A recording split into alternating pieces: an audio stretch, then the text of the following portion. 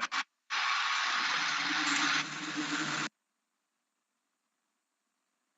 Good morning. I declare this meeting of Kempsey Shire Council open on the 28th of June 2022. Welcome everyone.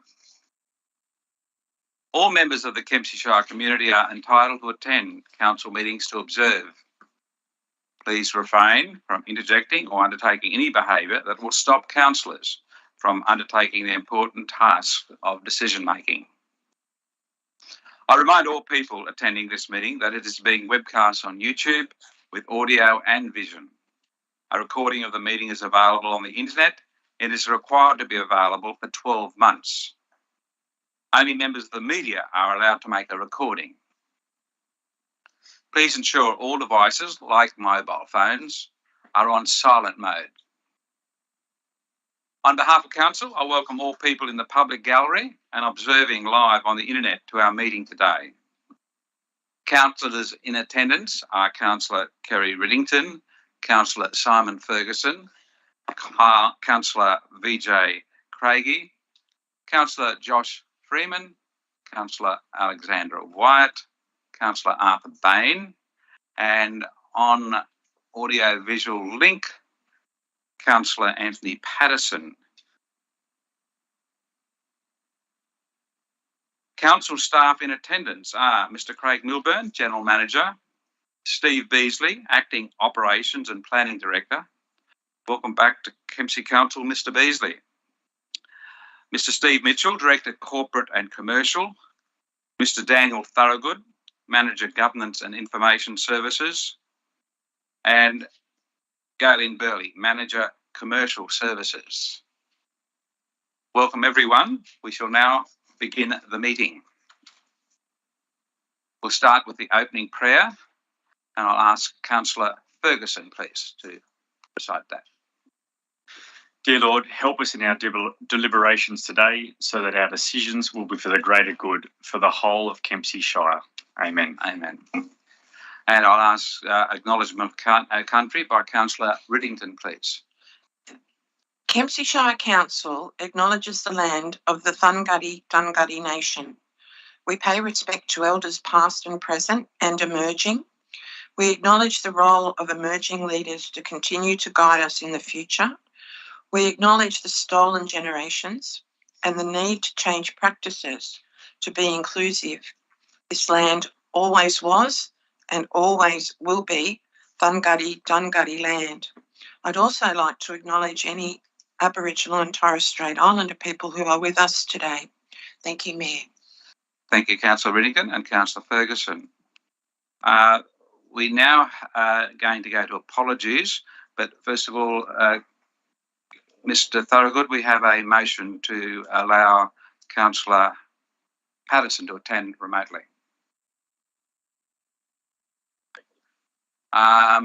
Who would like to move that? Councillor Bain, seconding it.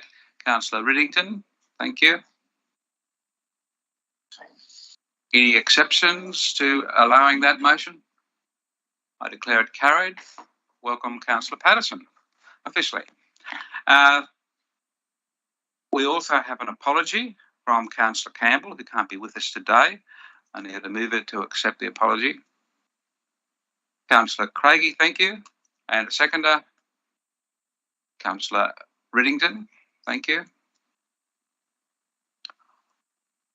Anyone standing from all voting against that? I declare it carried. We can now come to item 4, confirmation of minutes. The minutes are attached to the agenda, and the recommendation is that the minutes of the ordinary meeting of Kempsey Shire Council dated 7th of May 2022 be confirmed. Would someone like to move that? Councillor Bain. A seconder, please. Councillor Freeman. Anyone voting against the minutes? Speaking for or against? No. I declare that carried. And we now come to item 5 on our agenda, which is disclosure of interest. And even though it was disclosed yesterday, we'll have to have it again today. Thank you, Councillor Wyatt. I don't have, sorry, my computer's taking a while to load up, but it's the two matters in relation to Limeburners and the Arakoon National Park, the roads. I have an interest and I will leave. So they'll have to be pulled out and I will leave. Yeah, for the record, that's items 9.12 and 9.13. And it's on the screen. Thank you very much, Councillor Wyatt. Any other declarations? We now move to items passed by exception on page 7 of your agenda. I'll be removing item 9.8, Toose Road Landslip. We'll have all removals first, and then you can have questions on any of the items. Is the best way to do this. So, are there any other removals from that block? Councillor Wyatt. Yes, please. I'd just like to ask a question about the legal matters. So pull out that one, and I just have a question about the 11.3 as well, please. Okay, those have to be asked in confidential. Thank you. So they are withdrawn. Are there any other items you'd like to withdraw before we go on to having questions on any of the items? So at the moment we've got 9.8, 11.1 and 11.3 withdrawn. Are there any other items? No? Councillor White again? Sorry, given that there's a conflict of interest, so 12 and 13 also have to be withdrawn. Yes, they are. Thank you.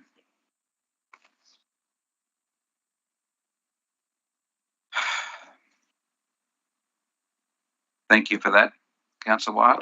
Do we have any questions on any of the items in the group to be voted on?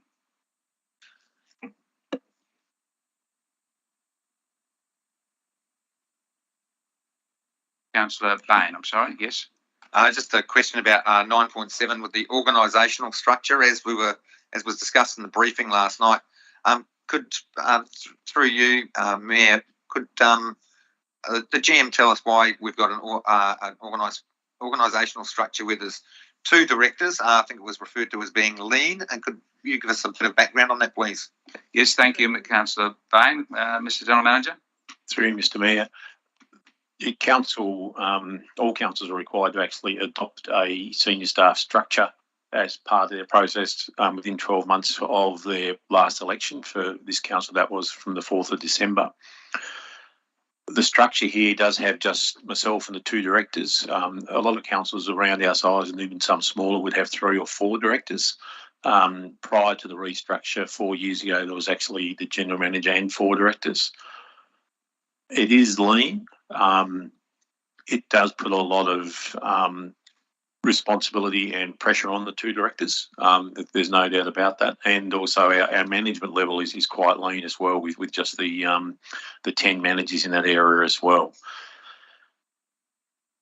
In an ideal world, we might have a 3rd director, but given the financial situation that the organisation faces at the moment, putting on a director requires not only the director but relevant support staff. And you're talking about somewhere between $350,000 and $450,000 to actually cover all of those sorts of costs. And financially, we cannot justify doing that at this point in time. So we've chosen, after some discussion, to retain the 2 director structure and keep operating on that. We're asking the community about what we need to do as we go forward. In terms of our level of services, service provision, potential rate rises, those sorts of things, and we're going to make sure internally we're doing everything we can to rein in costs as much as possible. And this is just one way we're doing that. Thank you very much. Thank you, Mr. General Manager. Are there any other questions on the items to be passed by exception? Yes, Councillor Patterson, unmute, please. Yep, just to ask a question through to... Can't hear you, Anthony, for some reason. I'm not sure. You might be unmuted, though. Yeah, I'm unmuted. You there? What's happened there? We seem to have lost you altogether. Yeah. Just asking about... still can't hear. I could hear you earlier. Yeah. Okay, I'll try it again. Just hang on. Can you hear me? Yeah, it's our end. Anthony. We're just getting it fixed. Try now. Can you hear me? Yep, now. Yes, thank you.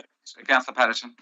No worries. I'd just like to ask a question on item 9.9 through to Director Mitchell, just in relation to the South West Rocks High Performance Centre.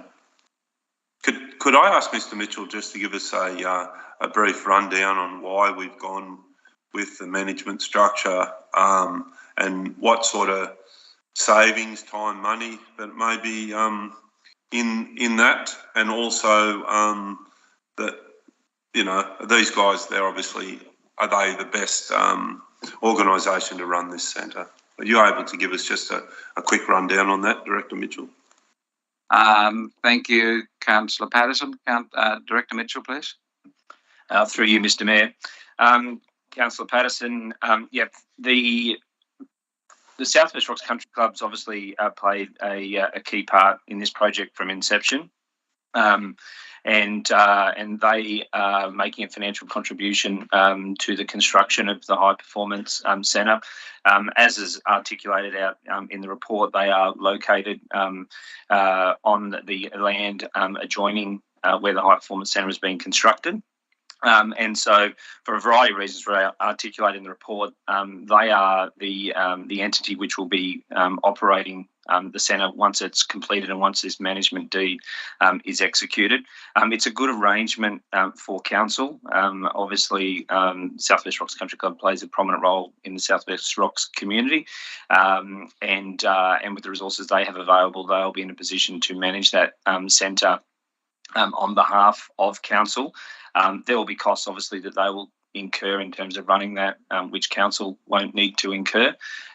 So there will be, from council's perspective, obviously we've contributed a significant amount of money towards the capital and the construction of the centre, and we will have to depreciate that asset. But beyond that, we won't have any operating costs associated with the management of the centre, and so those costs will be borne by the South West Rocks Country Club, and obviously they'll be working to attract events there and to generate income that will help them offset those costs as well. So the agreement that's attached to this report outlines the sort of the key commercial terms in relation to this agreement. The report itself, the staff report, does have a brief summary of those key terms.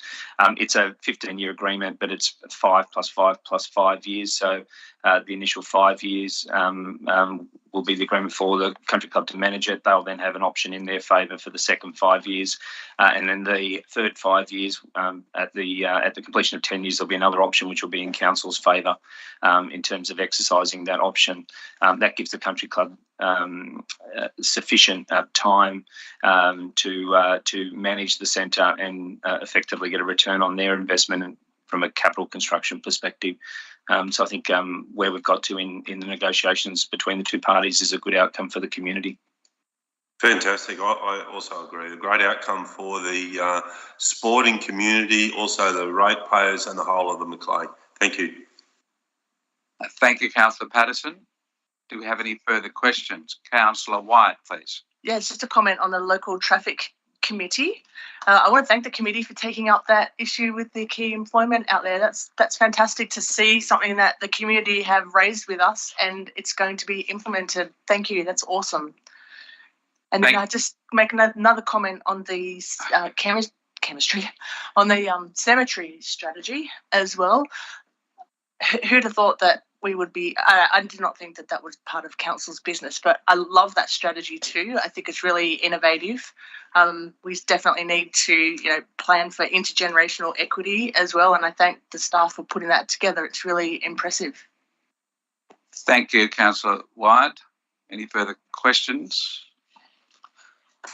Councillor Bain, please. Thank you, Mr. Mayor. I'd just like to make a comment regarding the cemetery strategy and thank the General Manager for the great work that's been done in liaising with the Dhungutti people around the Crown Lands issue that has arisen at East Kempsey Cemetery, and that was really well negotiated outcome.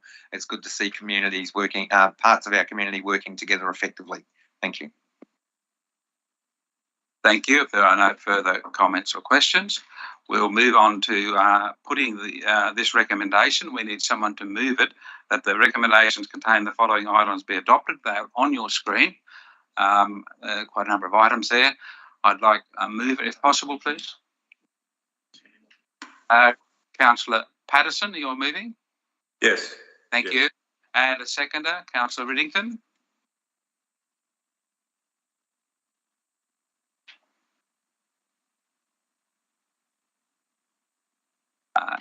I'll put the motion. All those against? There are none. I declare it carried.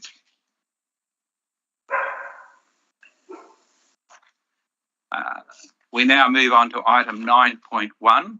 It's a report to council, and we have a citizenship ceremony report there and a recommendation. I need a mover and a seconder for that, please. Councillor Wyatt. And seconder, Councillor Bain. And the recommendation is that the council adjourn this meeting at 10:15 a.m. to conduct the citizenship ceremony and then break morning tea and resume the ordinary meeting upon returning from the morning tea break. The like to speak to that motion? No? You don't have to. Right, I'll put the motion. All those against, I declare it carried. We now move to the Integrated Planning and Reporting 2022-26. These documents make this council meeting's agenda the largest possibly ever in the last 2 years. The recommendation is there before you, and we need a mover and a seconder. And if you have any questions you wish to put to staff, you can ask them about any of those items. So, Councillor Riddington, you would like to move it? Do we have a seconder? Councillor Bain. Thank you. Mover, would you like to speak, please? Thank you, Mr. Mayor. Firstly, I think we need to all as a community acknowledge the difficult times we find ourselves in. With inflation, with COVID, a whole range of disasters that we have had to endure. And I honestly think that this piece of work is an exceptionally effective piece to take us into the future.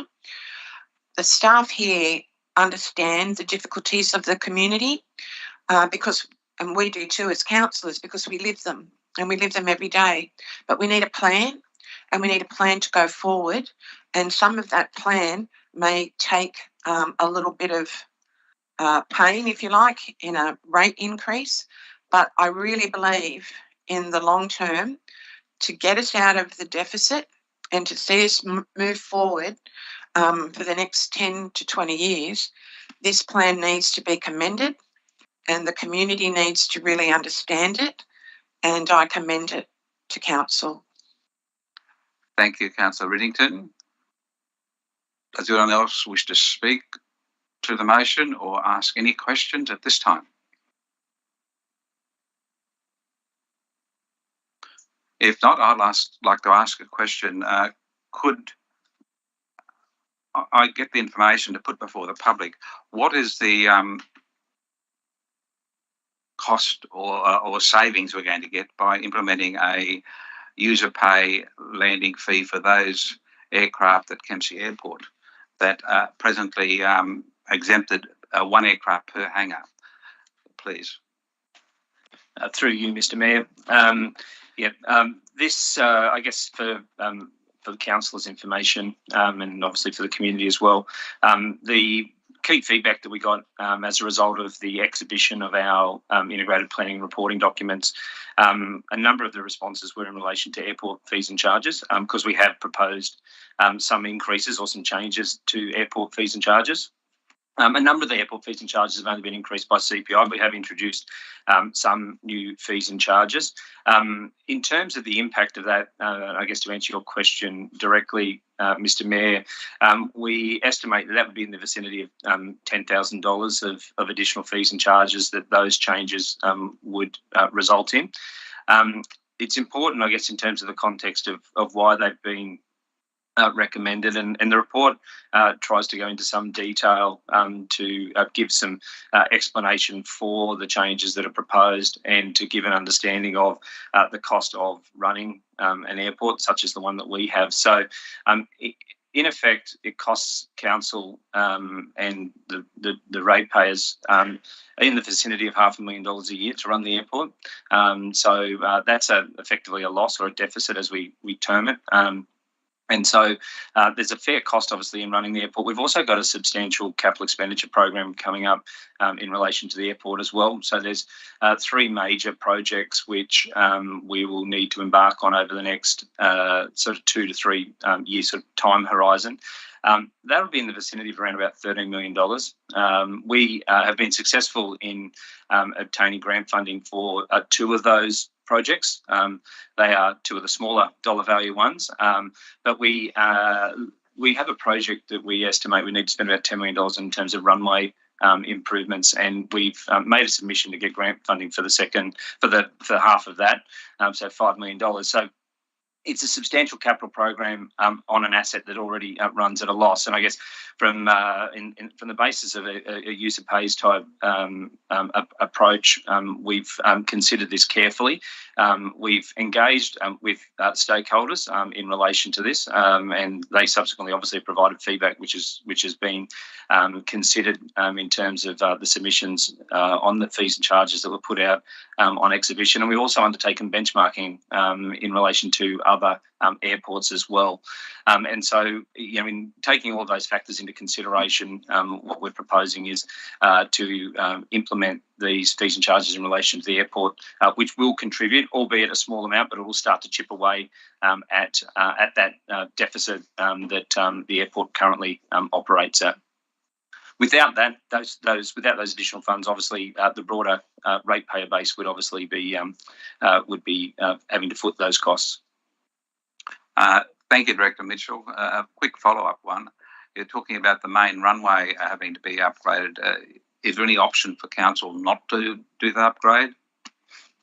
No.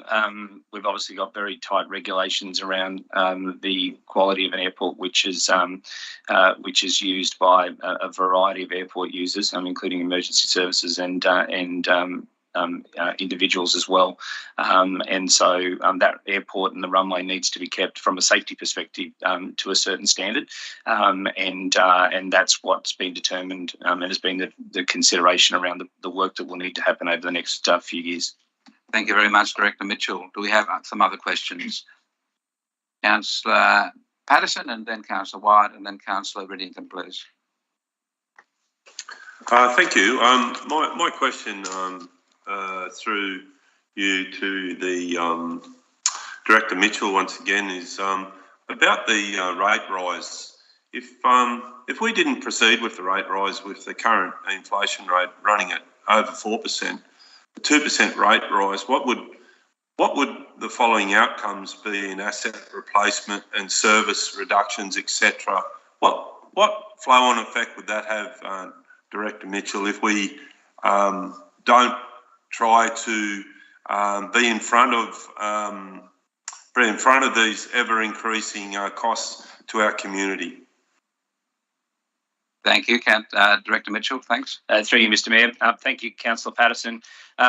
Councillors may recall that the report that we tabled at the April Council meeting, where Council resolved to apply for the additional special variation, sort of quantified the impact of that. So the Office of Local Government came out in response to some fairly strong industry feedback when the rate peg was announced at 0.7%, and provided councils with the opportunity to apply for this additional special variation to their rates.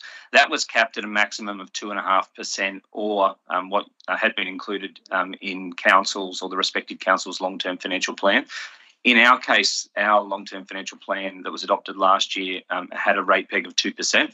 At that stage, we were given the economic conditions at that time, and I guess to be conservative in terms of our future financial forecast in terms of what revenue we might get, we had that capped at 2%. So what that meant was that in our application, we could only apply for a maximum of 2%, and we were successful in obtaining that. So our rate peg was 0.8%, so it essentially resulted in an extra 1.2% that we were able to increase our rates by. That equated to about $265,000 for next financial year in terms of additional rates. But over the 10 years, given that that's a permanent increase to our rating structure, that would equate to about $3 million over the 10-year period of our long-term financial plan. We are still in a deficit position. So as councillors will have seen, and for those community members who have looked at our long-term financial plan and the forecasts that are attached to this report, the general fund is still forecast to be in a deficit position of $2 million next year. And in 10 years' time, that's projected to be around about $6 million in terms of an overall deficit. So despite our increasing our rates by that additional 1.2%, it still means we're in an overall deficit position. So to answer your question, Councillor Patterson, it obviously assists in terms of us being able to continue to provide the services that the community expects and that wants, but we've got a lot more work to do. And so our long-term financial plan that will be hopefully adopted today actually outlines some key initiatives that we'll be taking from a financial sustainability perspective to try and bring that back into a balanced position so that we can operate in a way that our income matches our expenditure without having a significant adverse impact on the provision of services to the community. There's a lot of work to happen. There'll be a lot of conversations, I guess, in the future with councillors in the community because we'll need to review our services and we'll also need to consider what we do from an income perspective going forward. Thank you, Councillor Mitchell. Thank you very much. Thank you, Councillor Patterson. Councillor White, please.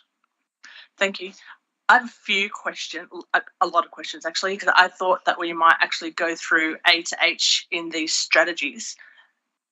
To make a general comment first is that the current councillors that we've had minor input into these plans, into the IP&R processes. This is normally like a 4-year cycle that's aligned to a normal local government election.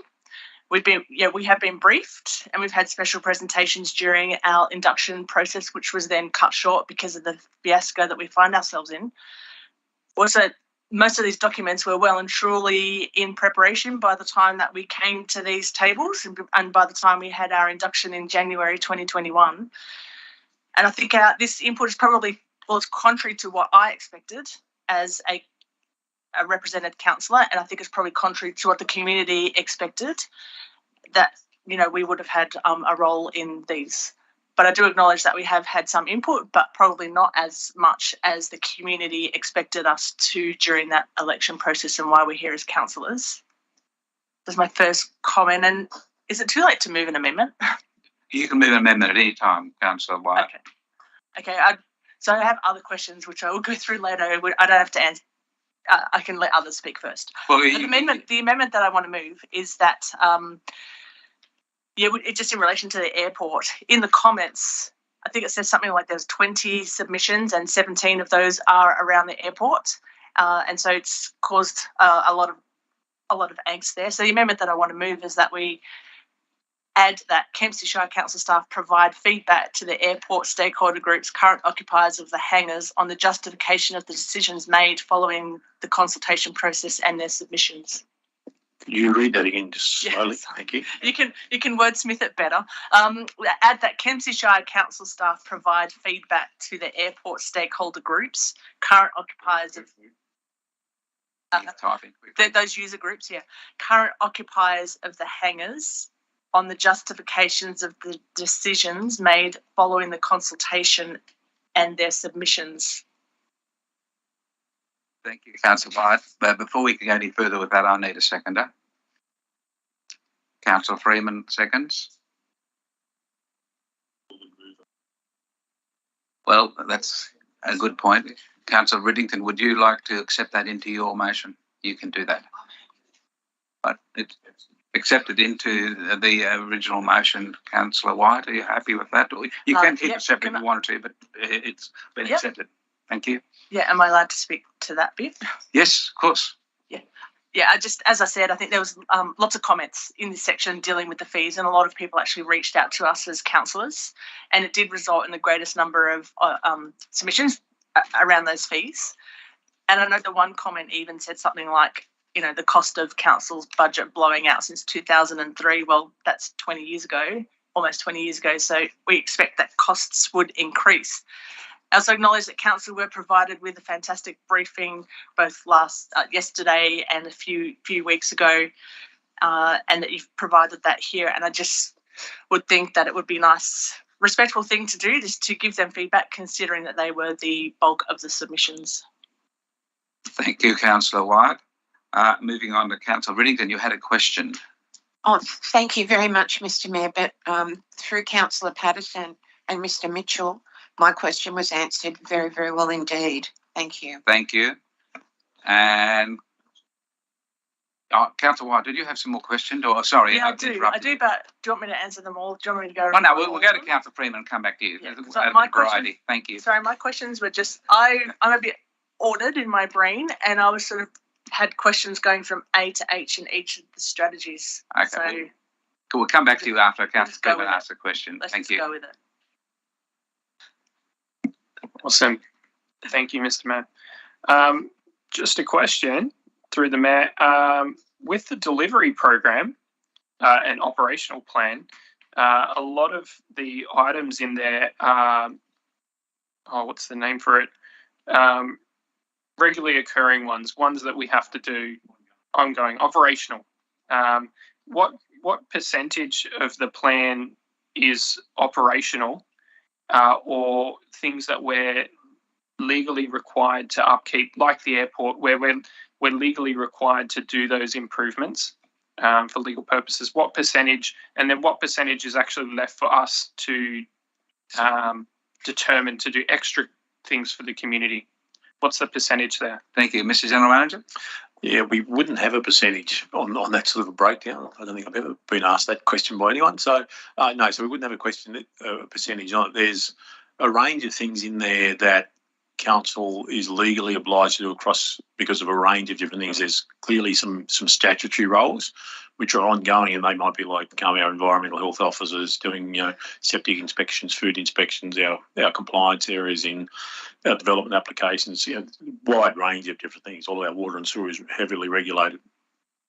There's other things we're legally obliged to provide because we've entered into contracts to do that. So a lot of our projects are contracts, and we're now legally obliged to do that. And then there are things we choose to do to different standards. So, how frequently we mow our sports fields and our parks, and how frequently we can get around and grade our roads and resheet our roads. They're all things that we're still obliged to do because they fall under the requirement of the Local Government Act. But the levels at which we do are dictated to a large extent by our resources. There's also a range of things that, as you say in there, that simply said as ongoing because they are things we just continue to do. And other things do have set dates because they are project-based, and the nature of all the services we provide, which is in excess of 80 different services that local government provides. There's a wide variety of them, but in one way or another, I guess we're obliged legally to provide all of them. Some of them are statutory, but some of them have that ability for us to work out what that level of service is. So hopefully that gives you a bit of an idea, but it is really complex. So more what I was getting at is that most of our money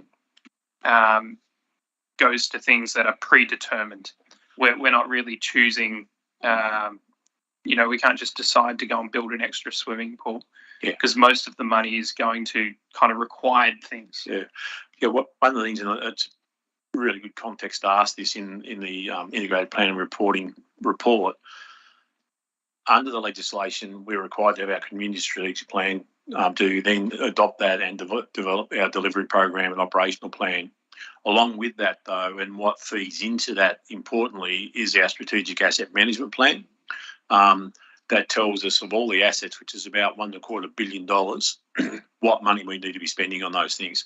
So that automatically uses a lot of the money council has, both in terms of the materials and contracts, but also in terms of employee costs, because our employees are doing that or providing the support services behind that, which is around, paying our bills and having the IT systems to run that, having the organisational development and training.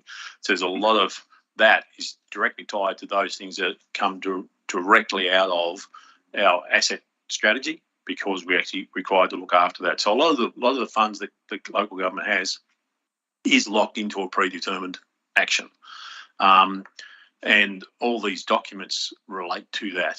So things like the workforce strategy, the digital strategy, they're the things that we actually put in place around that to ensure we actually can deliver all those things necessary. The revenue policy, the schedule of fees and charges, and the rates maps all are about, under the legal framework that we actually have, how we structure those to ensure we are getting as much revenue as we possibly can.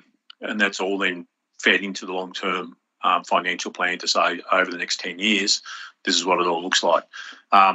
So there's not a lot of scope for us to spend money on a wish list, for want of a better term. We don't have really any scope, unless there's some grant funding that comes in, to go off and build a new swimming pool or a new whatever, unless it's grant funded. It's like the playground covers. We'd love to do it, but we have not enough. I just had one other question. Thank you. You got another question? Yeah. Yes, Councillor. With the ongoing debt problem with our council, is this operational plan, is passing this one going to result in us being more in debt by the end of it, or is this operational plan budgeted in a way that it's going to reverse that? Thank you, Councillor Freeman. Mr. General Manager. Yeah, through Mr. Mayor. Adopting this plan, which is only a 12-month plan, does still has a deficit in the general fund. And for the members of the public, both here and online, we have three funds that we operate in, what we call the general fund, our water fund and our sewer fund. And then they are all rolled up into what we call a consolidated fund, same as any large businesses that have different business arms that have different units in it, and then they have consolidated reports. Our water and sewer funds have far greater flexibility in the fees and charges they can actually charge, and therefore can run their business like any of us would run a private business, where you set your fees and your charges in line with what your costs are and that sort of thing. The general fund, however, is restricted by rate pegging, where the state government comes into all the councils in New South Wales and says you can only raise your rates by X percentage each year, which means for a wide variety of councils, and we're actually seeing across the sector in New South Wales, more councils going into deficit because that rate peg, as an example, the rate peg issued by IPART this year was 0.7 of 1%. And as we know, inflation is over 7%, over 5%. So all the councils were going backwards quite literally with that sort of decision. And that's happened for over 30 years. So adopting this for just 1 year, that's not going to put us in any... it's not going to put us in a surplus position. We are running a deficit, but contained in that whole 4-year plan and the long-term financial plan are scenarios that look at how we can, over the next few years, get to that point where we go from being in the red to in the black. And that's a decision that the council have to take in consultation with the community over the next couple of years about making those. We've gone from 4 or 5 years ago, where the deficits were around $8 or $9 million a year. We're down to now, over the next 10 years, averaging about $4 million a year. We've been able to pull them back, but we've still got a fair way to go. Thank you, Mr. General Manager. Councillor White, then Councillor Patterson, and then Councillor Bain, please.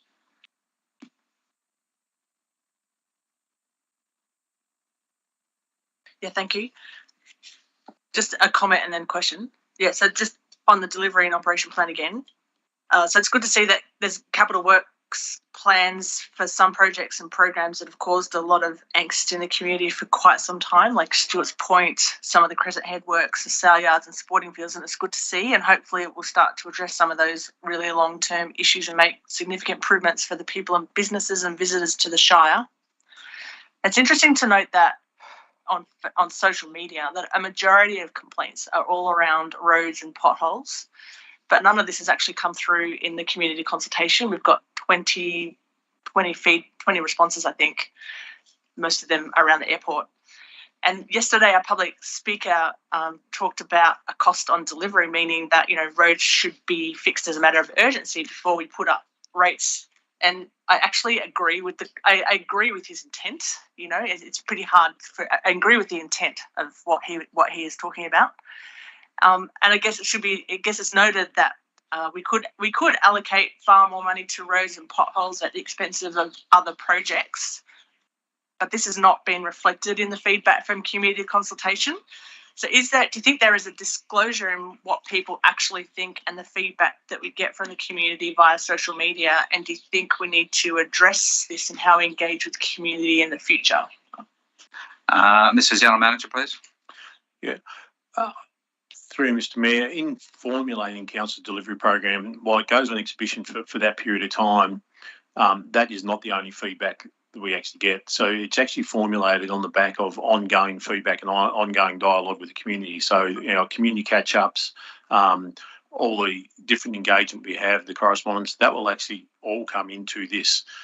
You'll often see a very limited number of people come and put comments in through the formal bit, but because we haven't got any comments on roads doesn't mean we haven't got a commitment to the roads. There's a huge amount of funding going into roads this year. And that consultation really has been across a wide spectrum of the community over an extended period of time as we've actually gone through that. The report has got details in there about that engagement and our learnings and the survey we did that actually had information on roads as well. So I think we are getting that. It goes back to what Councillor Freeman said as well, is that there is a large portion of what we spend already dictated because we have to meet our obligations under our asset management. So our roads obviously form the biggest single part of our assets, and therefore the biggest single part of our money actually goes into roads, and the maintenance of those. Councillor Wyatt again, please. Follow up. Yeah, it's more. Yeah, I would agree with that. It's just there is an expectation out there that we. I mean, the money is fixed. We know that, and there seems to be an expectation that we should be able to fix every road and every pothole, and that if we really wanted to do that, we could, in theory, if we pulled everything else that is not a general commitment off and put it all into the plan. In theory, we could do that. But that would be expensive and an awful lot of other things. Yeah, Mr. General Manager, yes. Yeah, through Mr. Mayor, yeah, technically, and that's where, as councillors, your part of your role is to work out where you put and prioritise those monies. We could certainly, stop mowing our sports fields, close our libraries, close our swimming pools, all those, and put all that money into roads. Certainly, you could, but we'd have a lot more people screaming at us at the same time. And it is the challenge for councillors and the council as an organisation. To get that balance. It's very difficult, and often we see things as a point in time when we really need to see that over a period of time about how that's done. And just use this year as an example, our gravel roads and our sill roads have been absolutely hammered because of the wet season and how long that's gone, which meant you just cannot go and fix those things because it is still so wet. So things get well behind.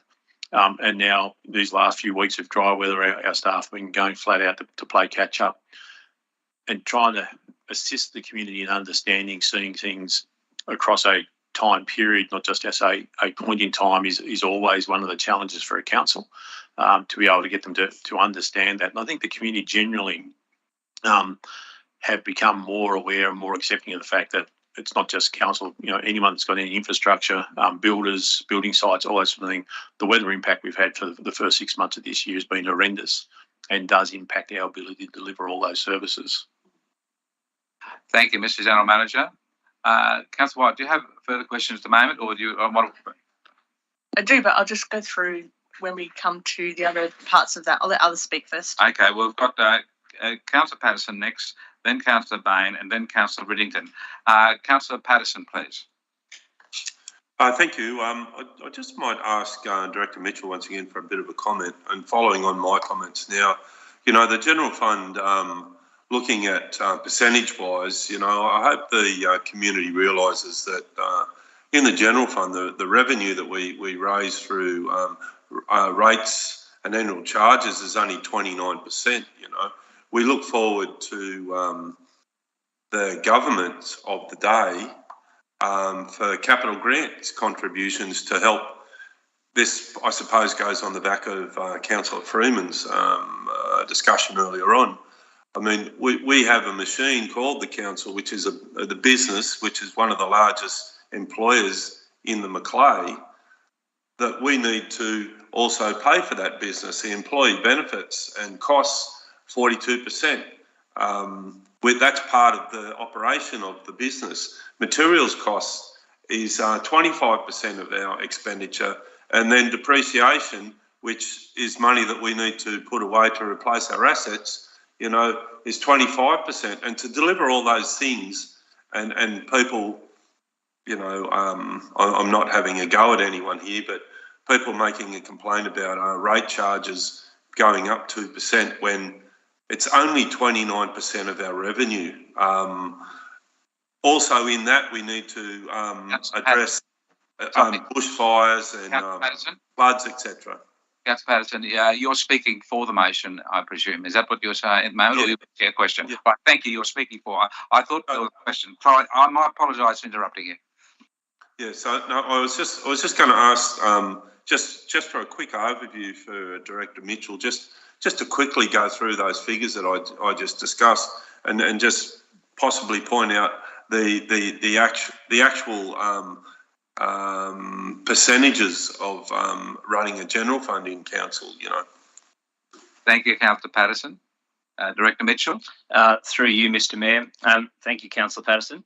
I don't actually have the percentage splits in front of me for the general fund. What we have included in the delivery program and operational plan is give those percentages across all three funds from a consolidated perspective. And so that's on page 23 of that particular document.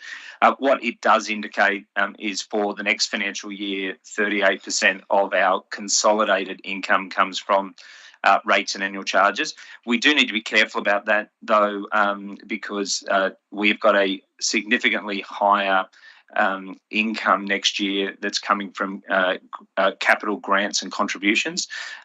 As you may have noted, obviously our capital program for next year is in excess of $100 million, and about half of that is funded from grant funding from the federal and state government.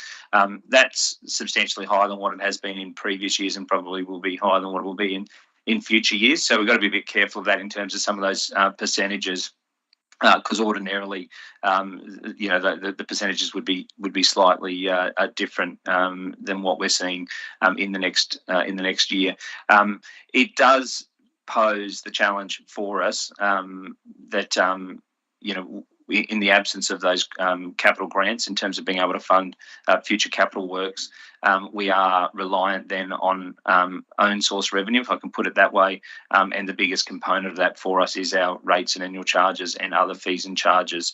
And so, as the General Manager alluded to before, when we're discussing the rate peg, that does really provide some constraints on us in terms of our ability to generate more of that income that we can then use to fund our operating expenditure and indeed future capital expenditure programs where we don't receive grant funding from as well. So I hope that answers your question, Councillor Patterson. Happy to take other questions if I haven't. I just wouldn't mind and I don't know if you can answer me this today, but you may be able to include it in the report of just showing where, and I've seen this report before, just where our council is in relation to rates and charges.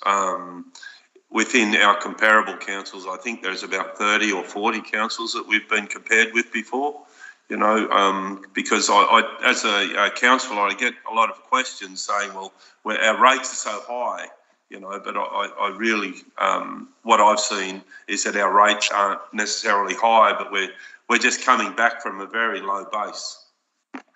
Through you, Mr. Mayor. Mr. General Manager, please. Yeah.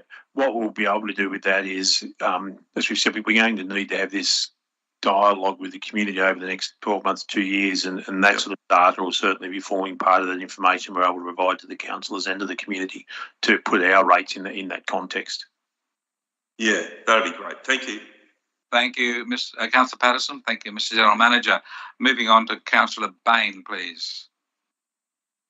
Thank you, Mr Mayor.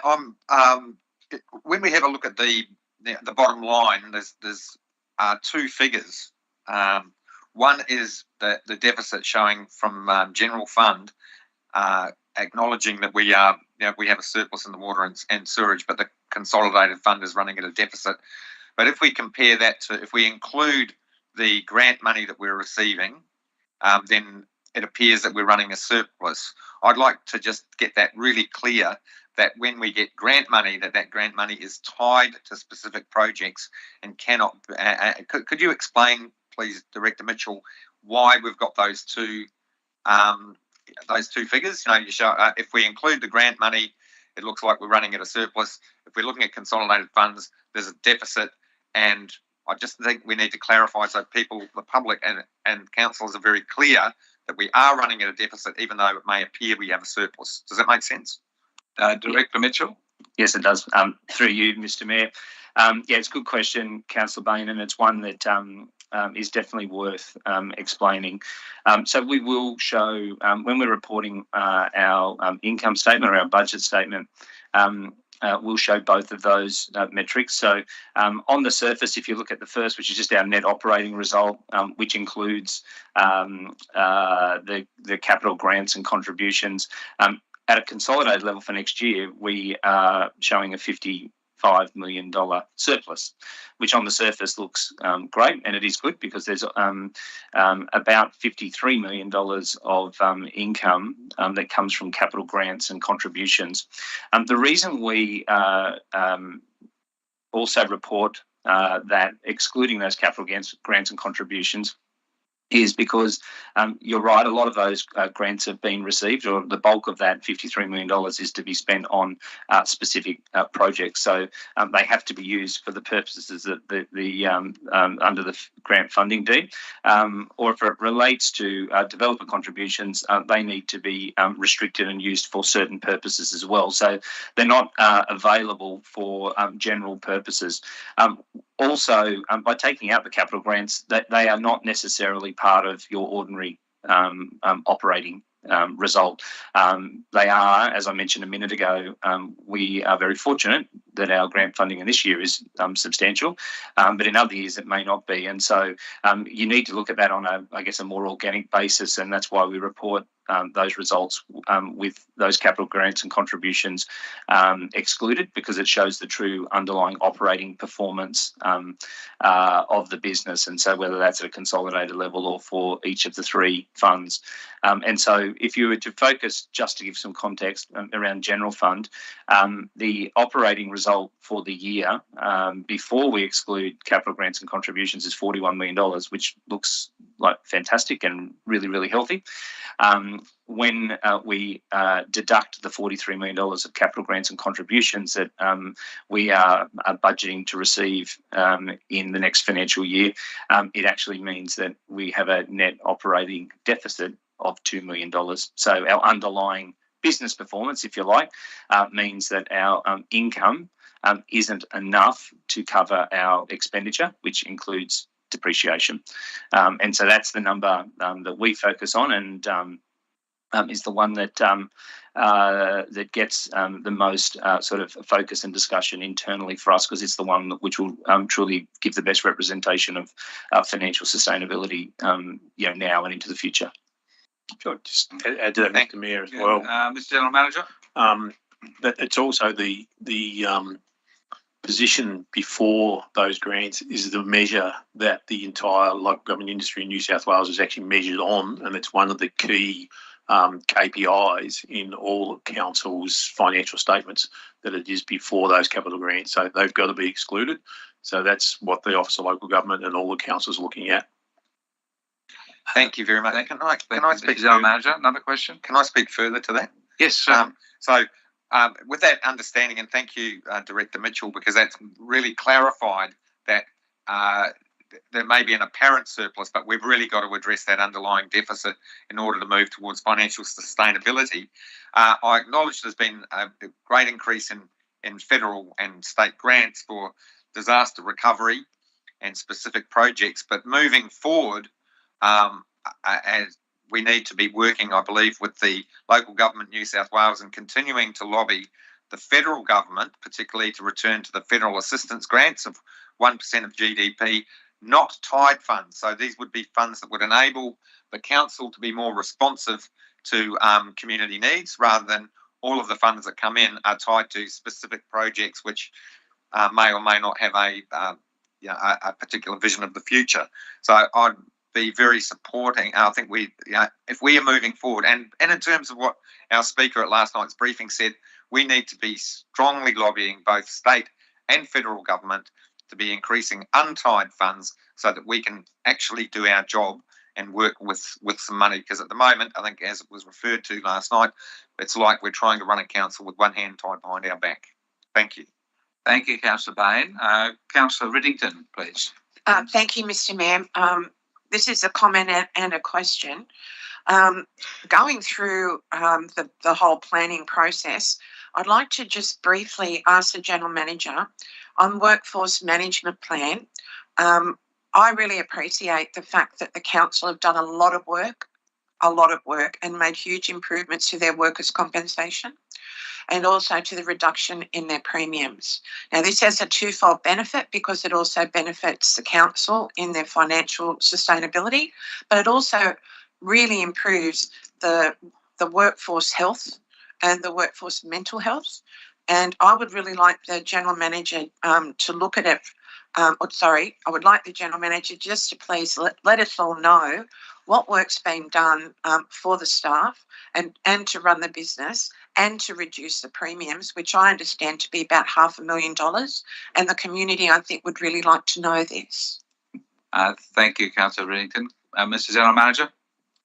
Thank you, Mr. Mayor and Councillor Riddington, for the question. There has been, over the last 4.5 years, there's been a very, very strong focus on our WHS here within the organisation. It was, when I started, it was a commitment I made to the staff that we wanted all staff to return home safe to their families every night. And we've seen a decrease in our lost time injuries, dropping from somewhere around one every 6-7 days, and they're out to less than one every 2 or 3 months now. Our premiums have dropped by around $500,000 in that period of time, which frees up money then to go back into roads and playgrounds and things like that. We've got to acknowledge the work that has been done by our staff in our org development area, particularly in our WHS area. Janelle Diet is our coordinator in that, and she does a lot of work and gets a lot of that systems and processes.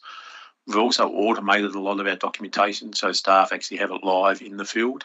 So whether they're risk assessment forms, whether they're standard operating procedures, those sorts of things, they're actually live in the field for them. But I think that the main thing really has been a genuine commitment by the individual staff members to make sure that they are safe, that their colleagues, their friends, their mates are actually safe in actually doing the work. And I think it's actually by their attitude, looking out for themselves and looking out for one another, that has made the single biggest difference to this. Our technology improvements, the equipment, making sure they have the right equipment to do the jobs, making sure they get the training they need, all helps to that. But if you don't have that right attitude, then that's not going to make any difference. And I think it's that collective combination. And it's been a very clear message that we send to the staff from the leadership team, that safety is critical. I meet one-on-one with every new staff member, and it's something I talk to them about in my first meeting with them, that our real commitment to safety. So all new staff members through that in our induction process are highlighted the fact that that is something we're really, really conscious of. But it is now part of the culture that we make sure the place is safe.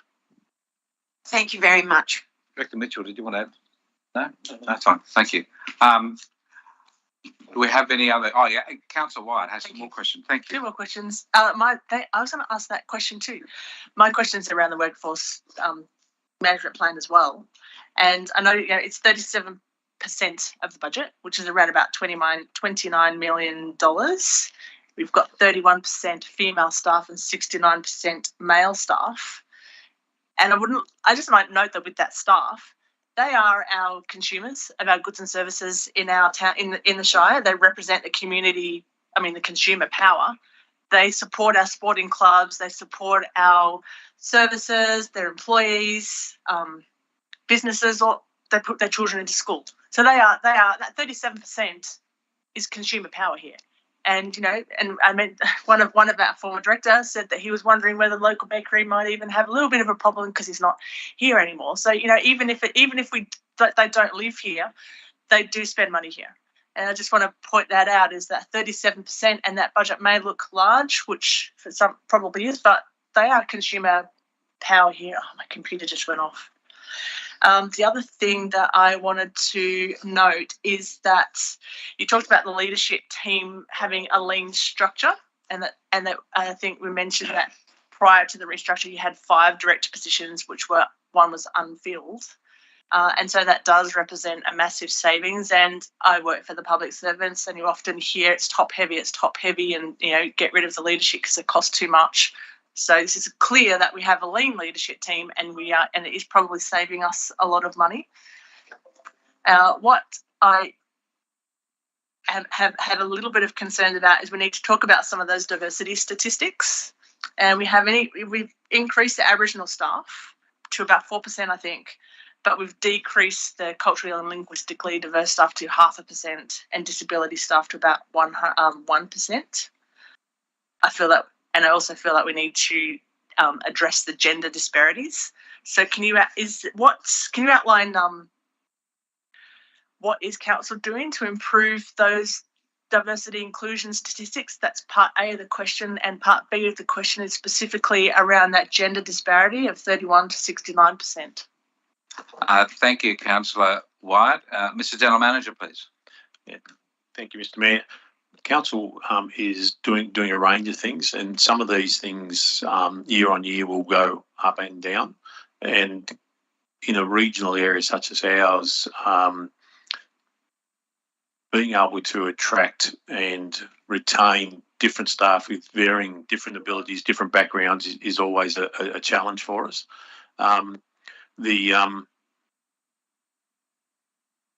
course we're taking, I guess, is that we are actively engaging with our schools and different support services and things like that. So if I just look at Aboriginal employment to start with, we have increased that substantially over the last 4 years. We've still got a long way to go with that, but we're actively working with agencies such as the Aboriginal Employment Service.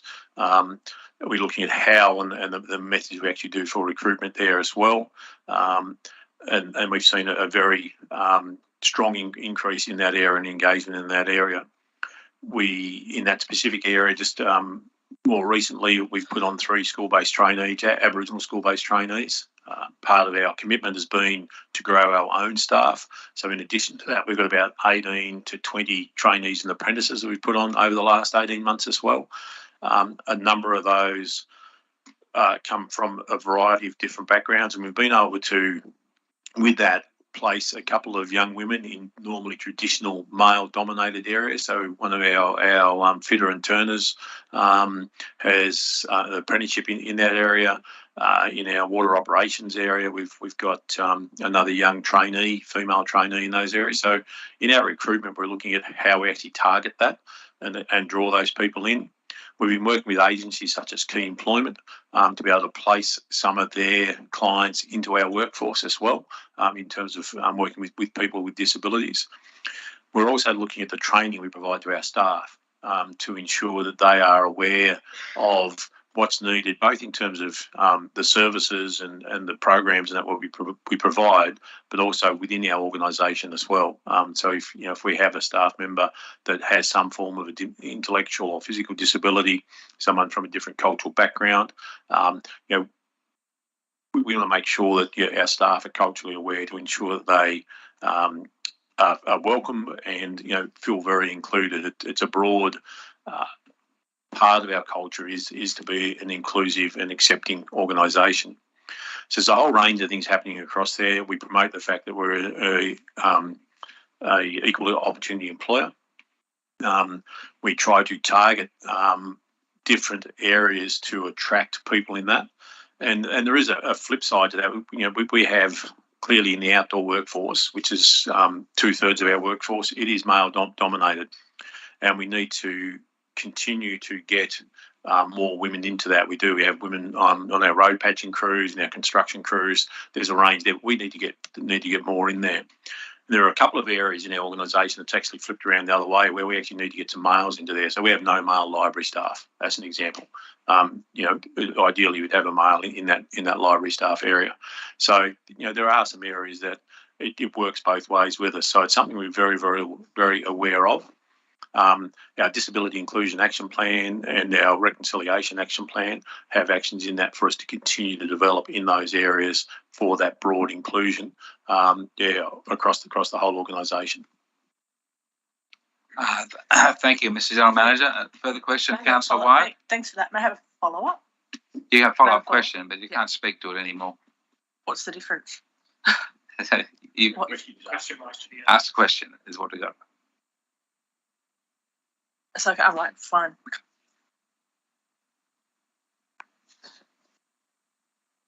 Just to explain, Councillor White, if you're making general comments, that is part of a speech, and according to the rules, we can only make one speech per agenda item. I'll change it into a question. Okay, change the question. Thank you. Yeah. Has council ever considered Has council ever considered preparing or implementing a gender equity plan, agenda plan? Thank you, Mr. General Manager. Yeah, we actually are in the process of developing our diversity and EEO plan. So we have to certainly work on those principles. Have we set a quota of getting 50-50? No. Thank you. Further question? I didn't mean a quota specifically, just some other councils have gender plans, and I was just wondering whether this council has considered a gender plan. Thank you. Mr. General Manager. Yeah, it would form part of our diversity strategy. Thank you. Are there any further questions or speeches in favour or against the motion in front of you? And Councillor Patterson, your hand is up. I'm sorry I missed you earlier. Councillor Patterson, please, a question. Yeah, thank you. Just in relation to employment for council, like I've been part of councils, Kempsey Shire Council now for around 10 years, and looking at the diversity of the difference that the council is now a place to want to work. People want to work there, as shown in the business awards, employer of choice by Kempsey Shire Council, which is it's been fantastic achievement by Craig Milburn and the team, which then makes it a safer place to work, which then makes it my question's coming. Oh, which then makes it a place where the community is actually saving money by lower insurances. Is there any other way? This is through to you, General Manager. Is there any other way that we can promote our work ethic as a council that makes it even more inviting to come and work with and be part of? Thank you. Mr. General Manager, please. Thank you, Mr. Mayor. Look, there's ways that we can always continue to improve what we do, and when we try and do that, one of the key things we're doing now, I guess, is looking at in terms of recruitment and making the place attractive. Obviously, the more you can develop a positive, inclusive culture that is actually known across the industry, which is something we're working on. When it comes specifically around recruitment,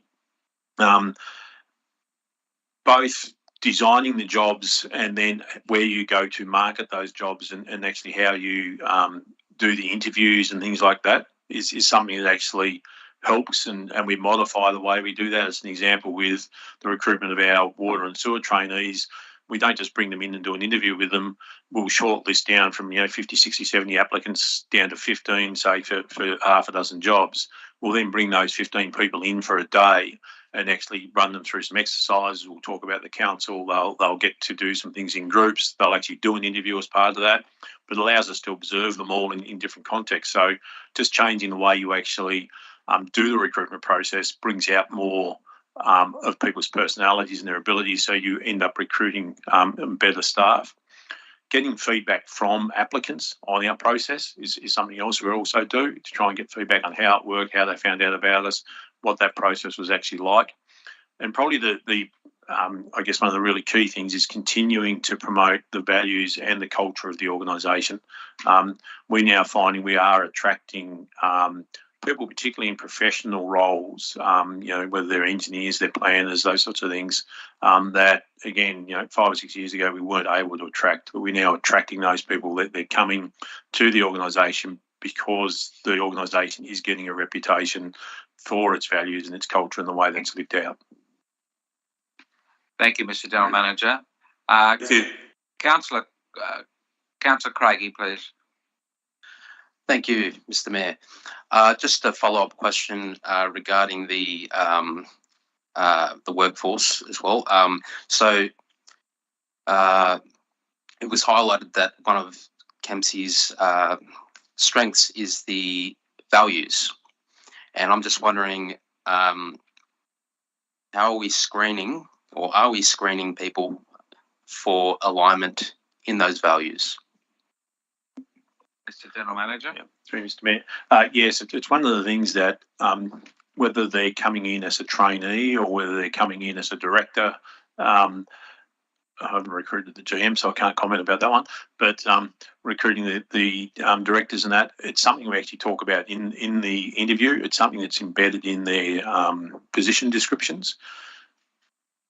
And again, going back to that other example that I used before, like with our trainees, when we do that through water and sewer, we're looking for people to express those actively as well in the way they actually operate. And we talk about not just getting the person who is technically right for that job, who might have the experience, but they've got to be the right person. And that means they've got to be the right fit for our culture and our values. It's no good having the best, most experienced, most qualified person for a particular job if they don't fit what we're about as an organisation. So we place a lot of importance on the right fit as well as the right skills and qualifications. Thank you, Mr. General Manager.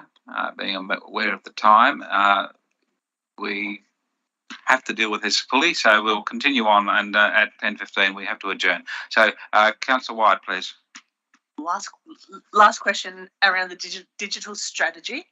So the digital strategy has a statement about capability. I think it's the very last comment on page 3 of the thing. Capability in terms of the community having the knowledge and skills. And then, not everybody has access to digital technology, nor the aptitude, nor the attitude. So they may not want to, may not anything about that. And we can't forget those people in our community engagement. Is that the intent of that statement? Is that it is including that whole diversity and inclusion, not expecting everybody to embrace digital? Yeah, through you, Manager Thorogood, please. Yeah, through you, Mr. Mayor. Yes, that is the intent. I think it's important to realise that, from time to time services will move online, and that might be to the detriment of certain sectors of the community. We acknowledge that not all of our community want to access all of our services online, but we can still use the improvements that we make in the digital space to make it easier for us to provide those services either face-to-face or in the community or so on. So, yeah, certainly you've correctly captured the intent of that. Thank you, Manager Thorogood. I would now like to adjourn the meeting so we prepare for the Citizenship Ceremony, and we'll come back to voting on this. Thank you. The meeting's adjourned.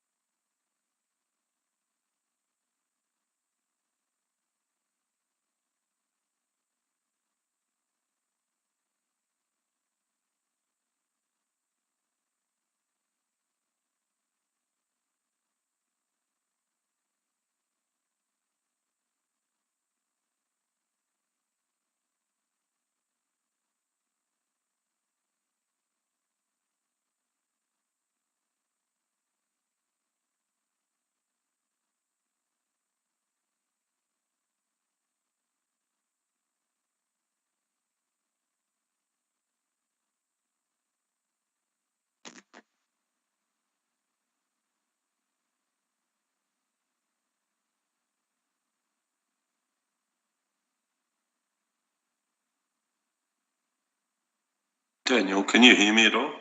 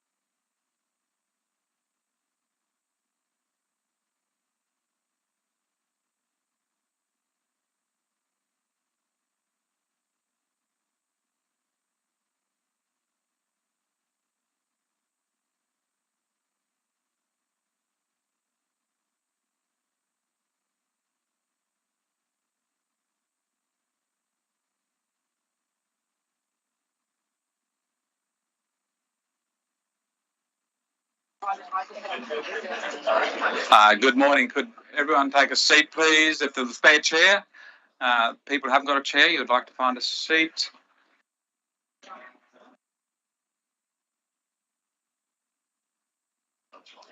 Thank you, everyone. We're ready to start the Citizenship Ceremony.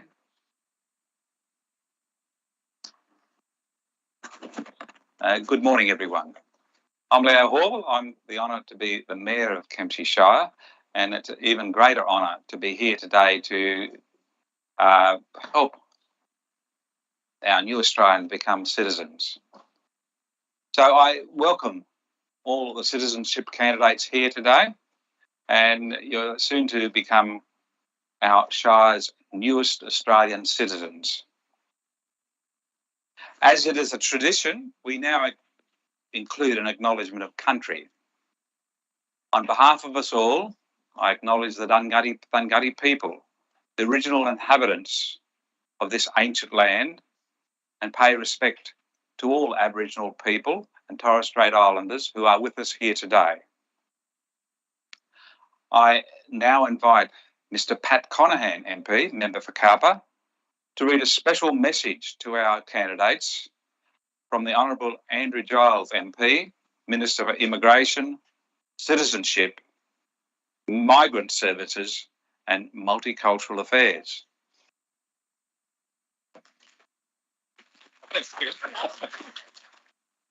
Well, good morning, everybody. Lovely to be here.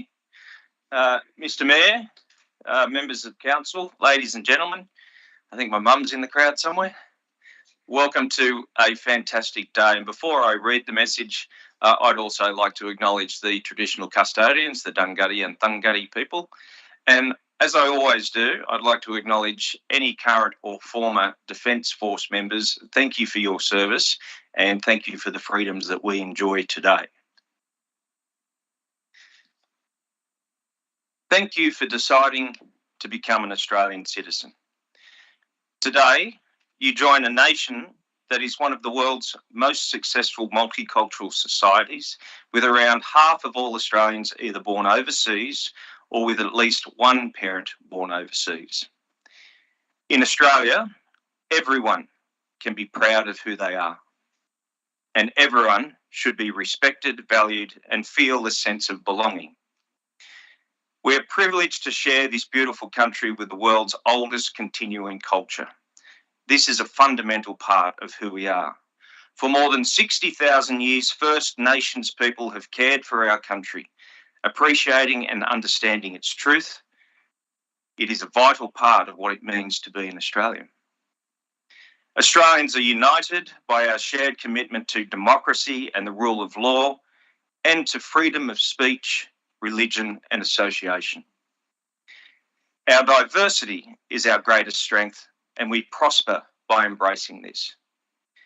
We believe in a society which everyone is equal, regardless of their gender, faith, sexual orientation, age, ability, race, national or ethnic origin.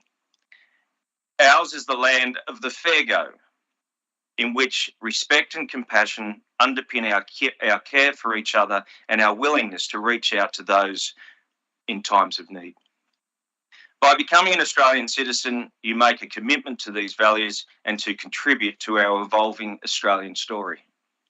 On behalf of the Australian Government, heartfelt congratulations on becoming an Australian citizen today, and welcome. Thank you.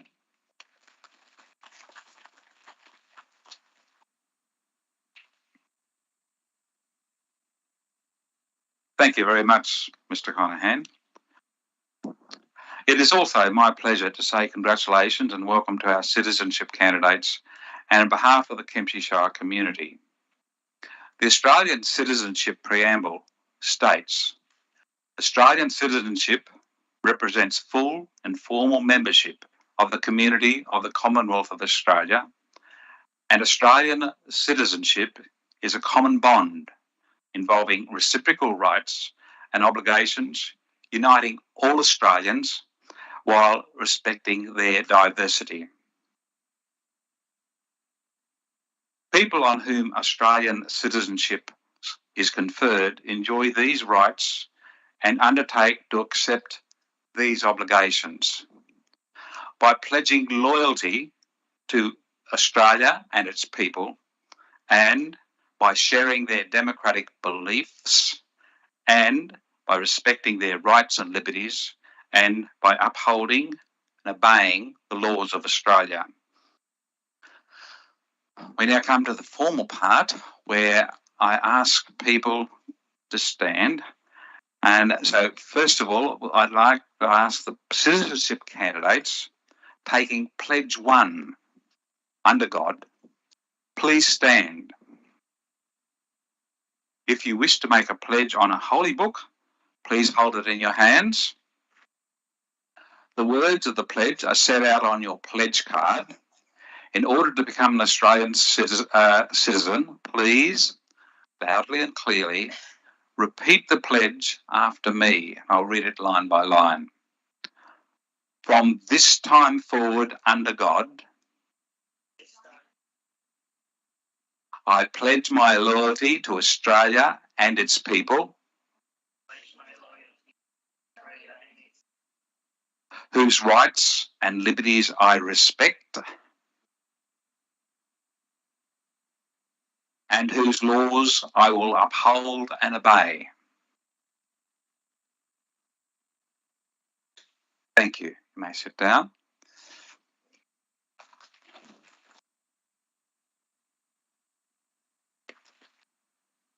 Would citizenship candidates making Pledge 2 please stand?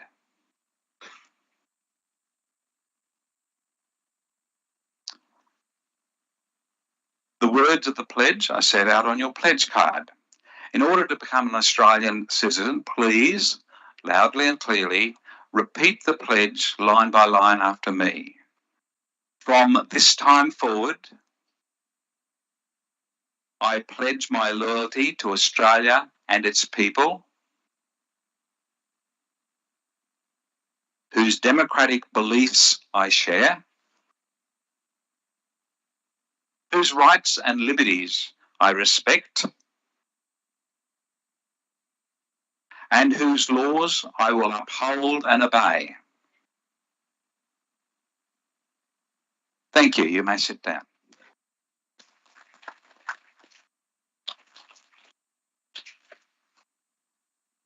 As your name is called, could each candidate who has made the pledge please come forward to receive your Australian citizenship certificate? I'll be presenting the gift bag, and Mr. Conahan, MP, will present the citizenship certificate.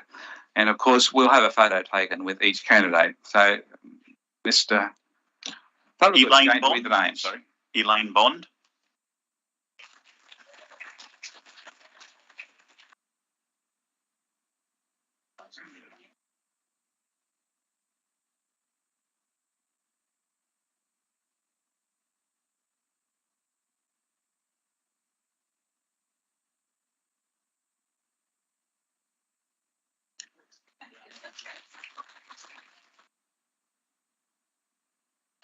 April Carsey.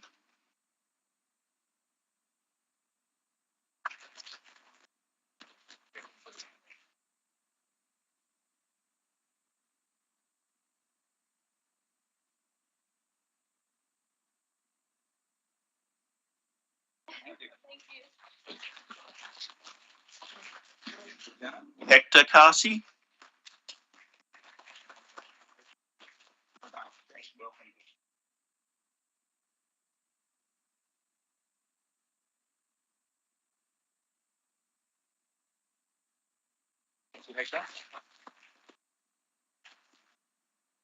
Glyza Chen.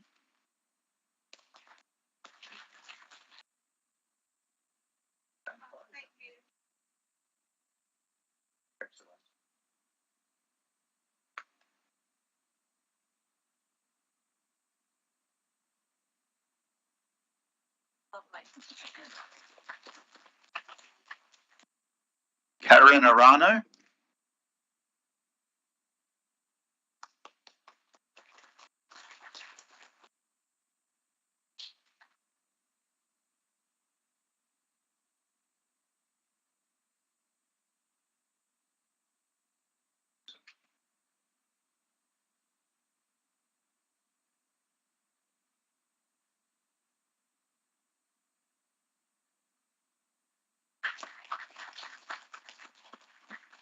Jasmine Hawes.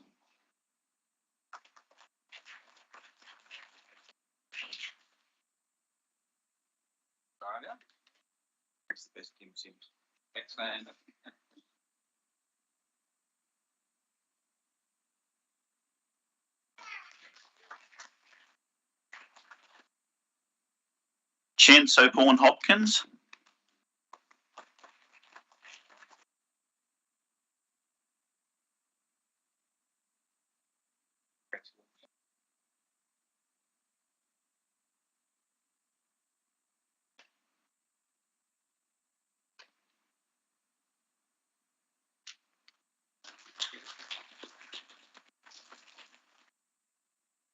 Rejo Joseph.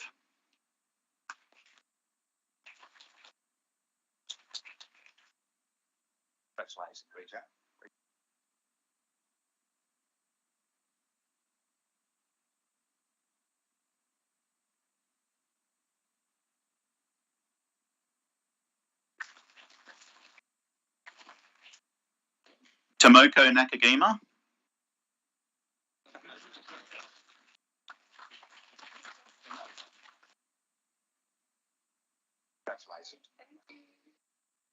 Sounds like somebody else is happier than you.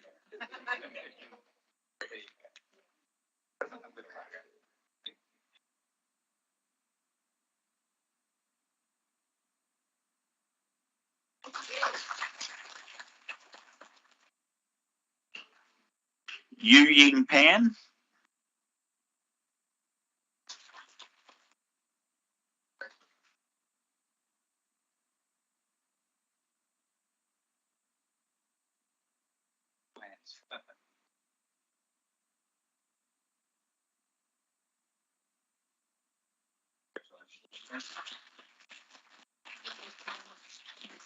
Sumesh Rajan.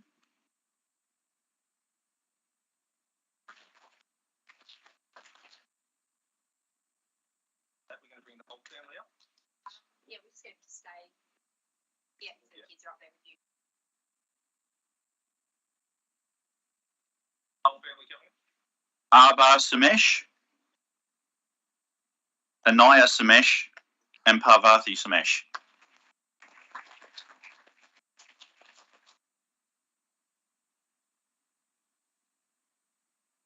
Present.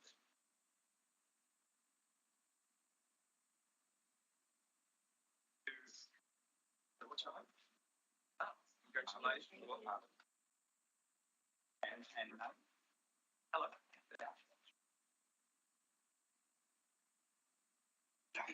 Not a problem.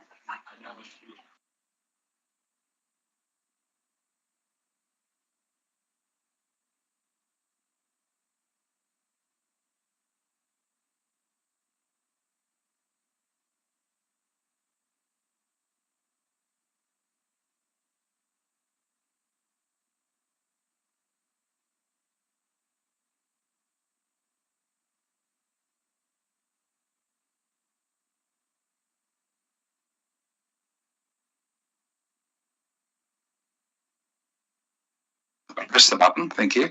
Thank you very much for that. I was really impressed with how enthusiastic you all are and becoming an Australian citizen. It's a great honour to see how you love the idea that you're now a citizen of our country. Thank you. We welcome you as citizens of Australia, and we congratulate you on your decision to become an Australian citizen. Choosing to become a citizen is a very significant expression of your pride in being part of Australia.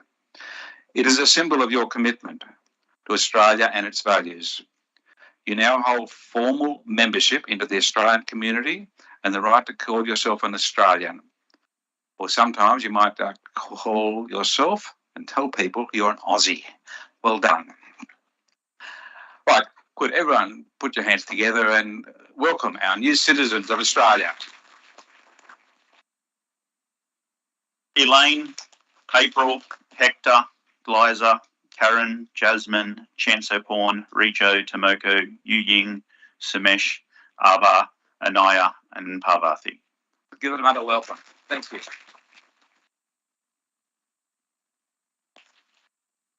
Right, we're going to finish up by asking you all to stand to affirm your citizenship, and then Mr. Thorogood is going to lead us in singing the Australian National Anthem. So, please all stand and join with me in reaffirming our citizenship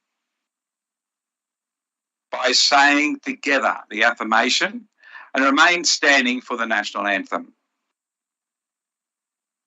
The affirmation. As an Australian citizen, I affirm my loyalty to Australia and its people, whose democratic beliefs I share, whose rights and liberties I respect, and whose laws I uphold and obey. And we now sing.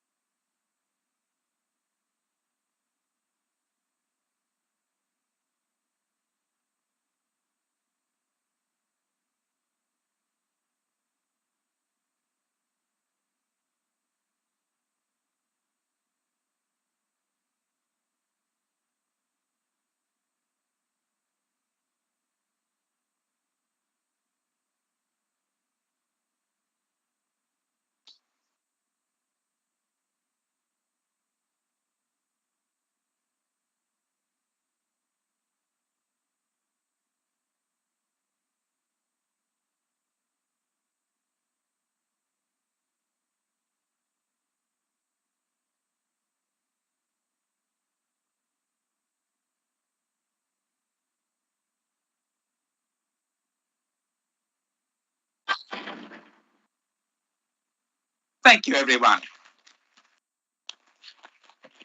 I now invite all candidates and our guests to join us now for morning tea.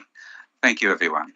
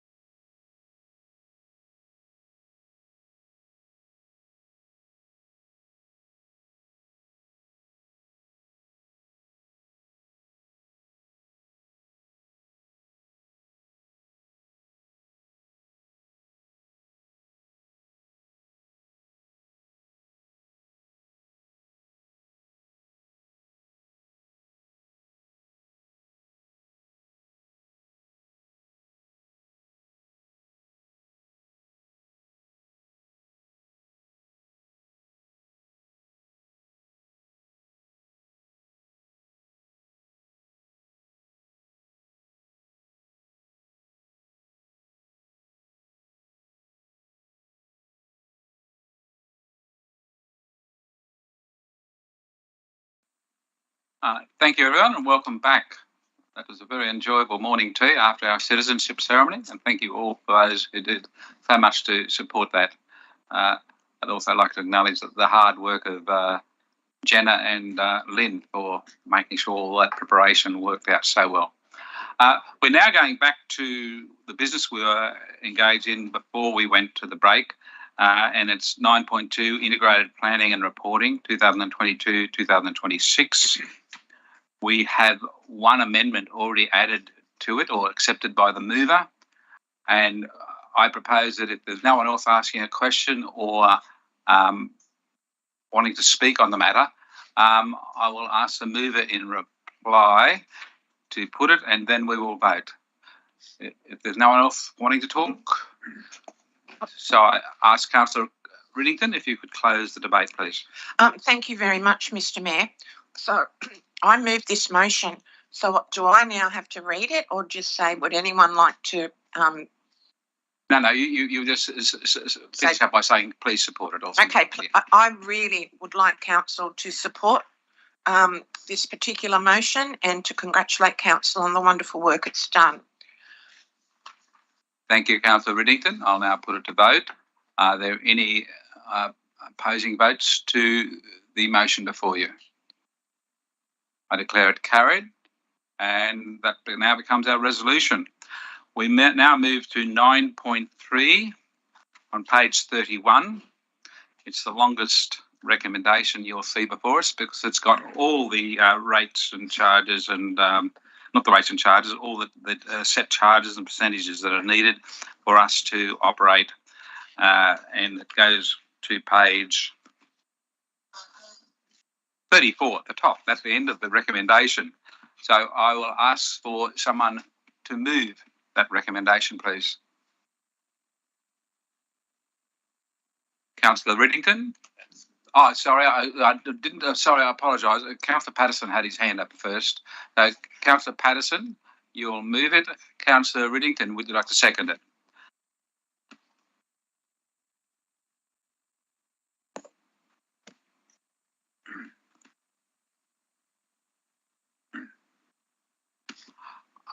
Is there any debate or questions on the making of rates and annual charges recommendation? Councillor Wyatt? I do have a question, but does Councillor Patterson want to speak to his motion? Oh, sorry, yes, I should have asked. He's on mute. So Councillor Patterson, my apologies to you. Would you like to speak to the recommendation? I'll hold that to the end. That's all right. Thank you, Councillor Patterson. Councillor Wyatt, please. Yes, please. I just want to make a couple of statements and then a question. So this is the 2% increase, which was 1.2% higher than the 0.8% that was recommended by or approved by IPART, and that Kempsey approved an application for the variation. I'm not sure what meeting it was, but we did. And at the time with the IPART, it was acknowledged in the Local Government New South Wales Conference, and so with all the local governments across New South Wales, that recommendation was way below CPI and now inflation. And I want to acknowledge that at the time when, for myself, so at the time when we're considering that rate rise variation, there was no inflation rate rise. The Reserve Bank was not expected to increase interest rates until 2024. And now we have a climate of rising cost of living, petrol prices, which, I feel is deal breakers for some people. So I understand that a rate rise at this time is unpalatable. And we had a speaker yesterday talk about exactly that. And also understand that Kempsey Council, as a business, is not immune to the rising cost of living either, with the global supply chain and cost of supplying goods and services. And I recall the debate or the discussion rather at the time that these charges represent around about $20 per household. And I've just done a quick calculation through all of those things. And some of those costs range from $7 per year up to about $25 for the average fee and the average person. And I guess for me, if I'm looking at $25, that's 5 coffees. Maybe I just reduce 5 coffees a year, or I mean, that's a bit. I know that's a bit offensive, but I'm just trying to put in context that I understand that it is unpalatable, that a rate variation is unpalatable, but we are looking on average around $25. And the report states that the IPNR was on public exhibition in April. Did we receive any comments and feedback about objecting to the rate variation apart from the discussion at the public forum yesterday? Director Mitchell, please. Through you, Mr. Mayor.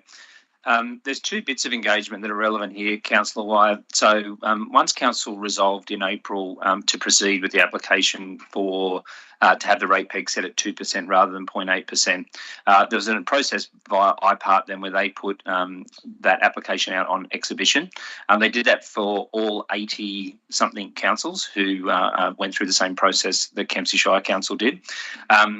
There was no comments recorded or no submissions through the IPART process for Kempsey Shire Council. There were other councils did get submissions through that process, but there was none that were recorded in the IPART submission process in relation to our application. The second part that's relevant is our own engagement. Now, there was no direct submissions, so out of the 20 submissions that we got in relation to the 20 written submissions that we got, there were no submissions directly in relation to or referenced rates or rate increases.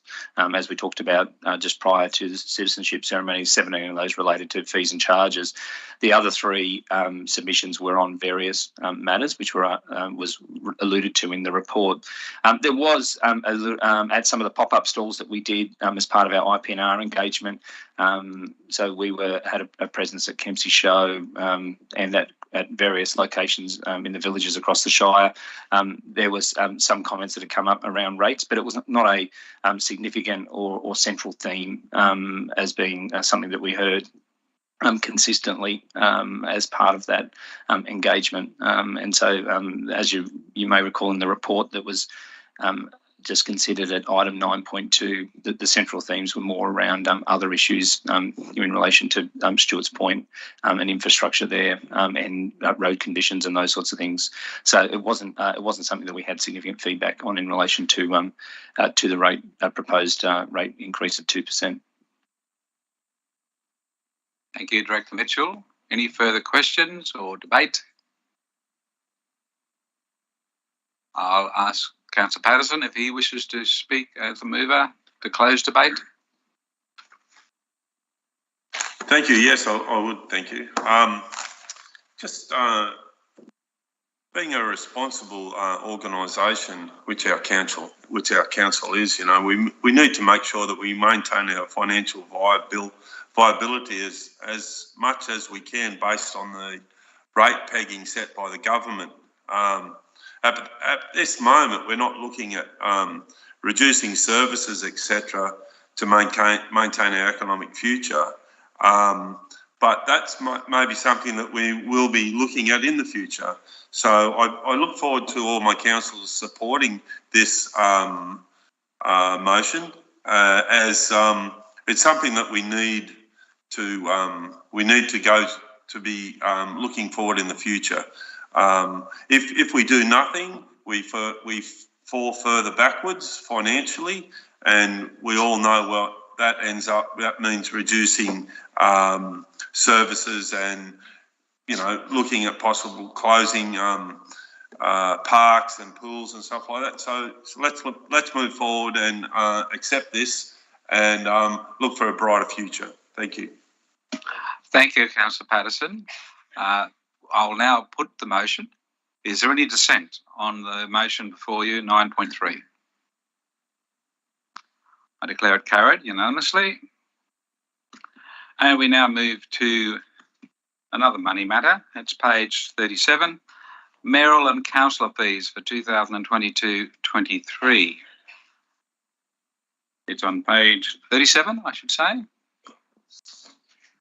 I'll now seek a mover and a seconder. Councillor Bain, the mover. And a seconder, please. Councillor Riddington.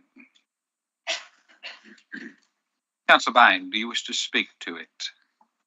Thank you, Mr. Mayor. I know that coming on the back of a discussion of a rate rise, giving ourselves effectively a pay increase can be problematic. However, we're talking about total cost to the council of an additional $4,590. We're also looking at introduction of superannuation. I believe that it's important that we do approve this resolution, as it enables equity of participation of people from all walks of life and all financial situations. Some of us, all of us on this council, come from very different backgrounds, and I acknowledge that we are a very interesting and diverse group. If the remuneration is limited, then that also limits the pool of people available to serve on council.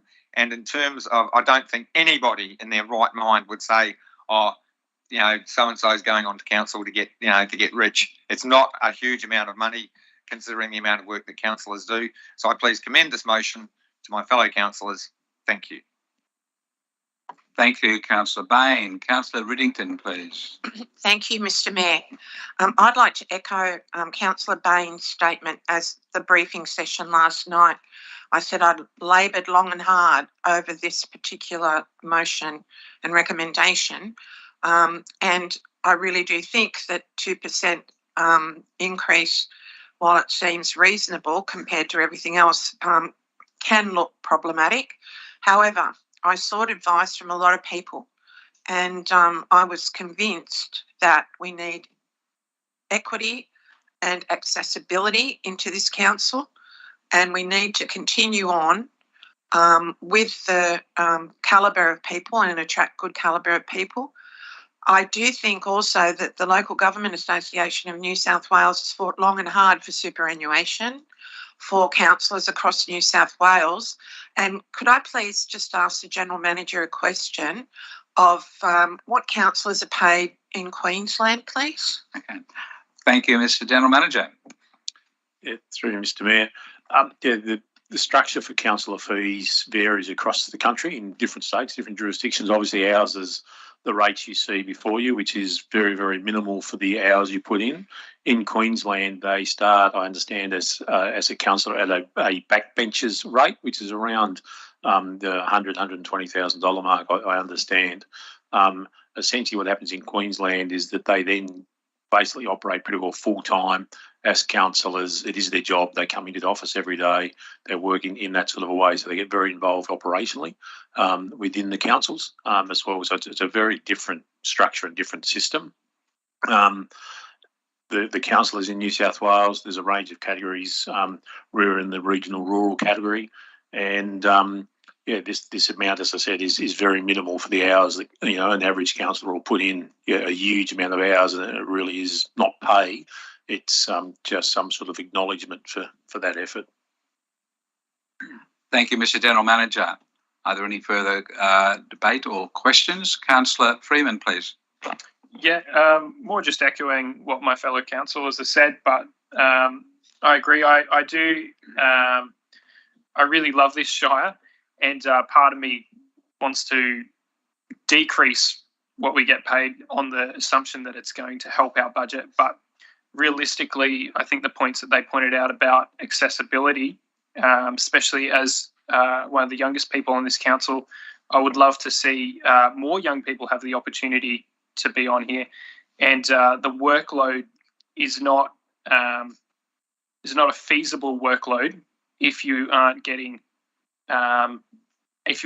paid this small amount of just over 20,000. So I think it's a really fair and actually the best thing that we can do for ensuring that the councillors are of good quality and good diversity in the future. So I support this. Thank you, Councillor Freeman. Councillor Wyatt. It's just a question around the superannuation bit. That was determined at the office of the Local Government New South Wales conference, where again all of the councils represented there voted to have the superannuation included, is my understanding. That's part A of the question. And part B, so is this a legislated thing that we have to do the superannuation? Through you, Mr. Mayor, it's actually Sorry, Mr. General Manager. sorry. The decision wasn't LG New South Wales. That was the voting at that conference was to form their position on it. It's actually a decision of the state government, and this allows the councillors the option of taking up super. Thank you, Mr. General Manager. Yeah, I was distracted. We seem to have lost something on the floor, and Jenna was looking for it. Whatever it is. No, I don't think she was looking for tomato. Thank you. Thank you very much. Back to the motion before us. Are there any further questions or comments or debate?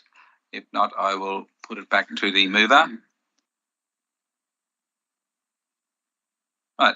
Councillor Bain, would you like to close debate, please? Thank you, Mr. Mayor. Yes, I'd just like to address the issue around superannuation. One of the important things about superannuation, possibly most people would understand, is that there's a huge gender gap in the amount of superannuation that between what men have and women have. So that superannuation makes becoming a councillor more attractive to women, and it's also fiscally responsible to be looking out for our future so that we are not dependent on state support. Thank you. I'd commend this motion to my fellow councillors. Thank you very much, Councillor Bain. The debate is now closed, and I'm going to put the motion. Is there any dissent for the motion in front of you on page 37 and on the screen? I declare it carried unanimously. We now move on to a very interesting recommendation before us. It's on the Slim Dusty Centre, page 40, 9.5 Slim Dusty Centre, and the recommendation there before you. And I would ask Director Mitchell if you would like to introduce the recommendation, please. Thank you, Mr. Mayor.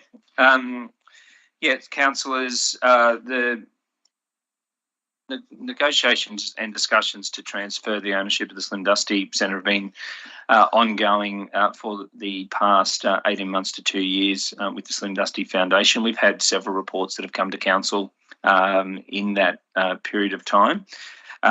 The reason for bringing back this report was twofold. Firstly, to provide an update in terms of how we were progressing with the implementation of the resolution from the August 2021 council meeting, which was the last time that this was reported to council. And so obviously wanted to give councillors an update in terms of the progress around the implementation of that resolution. But more importantly, given the negotiations that have happened since then, it's become clear that the model that was reported to council at time and which council resolved to proceed with it will need to change slightly. It doesn't have major impacts, but given the resolution was very detailed at that August council meeting and included reference to some of the key commercial terms, it was obviously required to bring that back to council to resolve in terms of how we are proposing to proceed to finalise the negotiation and effect the transfer of the Slim Dusty Centre into council ownership. The key changes, there's a fair bit of detail, that's been included, obviously with the number of new councillors who weren't privy to those previous briefings and those reports in the last term of council. So we've attempted to provide enough detail around the background and the context of the transaction and where it's up to. And what the report does outline is some of the changes to those key commercial terms. Most notably, it's largely a change in structure in terms of the transactional documents that we were intending to have, where previously we were intending to continue to have an ongoing relationship with the Slim Dusty Foundation Limited. Now, I'll just sort of clarify that. We will continue to have an ongoing relationship because both parties are very committed to work together to get to make the centre a success going forward and continue to leverage that as a great community asset, but also to continue the legacy of Slim Dusty. So we will be working with them. The change is, though, that we won't have an ongoing contractual relationship with the Slim Dusty Foundation once the transaction occurs. And so largely the where the relationship going forward will be with the Kirkpatrick family and Slim Dusty Enterprises, which is a family organisation rather than the foundation, which is a trustee for the museum trust. Key terms that are changed as part of those negotiations, council would take responsibility for the curation of the museum. And so whilst we'd agreed or had landed on a annual fee of $85,000, that's been reduced to acknowledge that some of the responsibility for the curation would now sit with council, and therefore the fee that would be paid on an ongoing basis would be reduced to $50,000, which largely is a licence fee for council to be able to have a licence to use the artefacts, memorabilia and exhibits that reside within the museum, and obviously sell tickets to the museum on that basis. So a slight structural change. The other item is in round that, given the change in that relationship, the termination clauses that were put in there in terms of with the foundation have been removed. And I think where we've now landed on is, I guess, an approach and a model going forward that'll be a lot cleaner and easier for council to manage, given that we'll be I guess, working with the family on an ongoing basis rather than through the foundation as it was originally anticipated. The conversations, negotiations have all been very collaborative and have continued to be on that basis. We're both very much sharing common objectives in terms of the success of this transferring over to council. But as I said, the reason for the detailed report is that we are slightly changing some of the items that were included in a previous council resolution and need to bring that back to council for you to, subject to your agreement, for you to resolve so that we can now proceed on this basis, which would be for the general manager and I guess myself to finalise the negotiations and to effect that transfer in the short term. Thank you very much, Director Mitchell, for that all-encompassing report. And the more detail is in the actual written report as well. The recommendation is on page 40 and it's there. I need a mover and a seconder. A mover, Councillor White, and a seconder, Councillor Ferguson. Councillor White, would you like to speak to it, please? Thank you, Mayor. I like this recommendation and I encourage my fellow councillors to support it. I was actually involved in this Slim Dusty Museum Centre way back at its conception, and it was quite odd back in that day. I think this represents a really good value for the community. It essentially just gives the community and council ownership and management responsibility of the building, paying a lease fee for the collection, which is what museums do around the world, is you borrow the collection and pay for that. And I acknowledge that we then pay a curation fee, and I hope that goes out to professional curation under contract and is sort of not done in-house. I've got some experience in that space, and it is a vocation in its own right. So I do hope that we do that. And I also acknowledge that we've got some freehold land there and some crown lease, and that the end game is that crown land hopefully could be converted to the property, and the freehold land is purchased. So that then gives council complete management responsibility of the entire property with just the lease of the museum curation. We mentioned yesterday that there is a business plan, and also we mentioned yesterday, which is pretty impressive, is that gives council the opportunity to run community events, and there's one plan that is going to be a music and a free community event, and so that's a massive benefit to the community. And again, I remember back in the day is that there was not a lot of support among some parts of the community anyway for the Slim Dusty Centre, but turning it into an event space that just happens to run a museum that is really accessible for the community, that's got to be a good thing. So I support it and commend it to my councillors to support it, please. Thank you, Councillor White. Do we have another speaker? Yes, Councillor Riddington, please. Thank you very much, and through you, Mr. Mayor. I really commend this particular recommendation. I think that the council have done an absolutely brilliant job on their negotiations with the Kirkpatrick family and the trust. This has been an intensive exercise and involving legal advice and different particular owners of property. I thank the council very much for it, because I can look forward to future generations using this space and having functions and just contributing to our community to pull it all together. So I'd like to ask just a quick question of Mr. Mitchell, if I may. Could you just explain to us how the museum works, like the artefacts and maybe their insurance or insurability, and how we can look after them, please? Director Mitchell. Through you, Mr. Mayor. Councillor Riddington, yeah, it's a good question. And that's part of obviously the negotiation in terms of trying to make sure these agreements between the two parties are all done and work for both parties.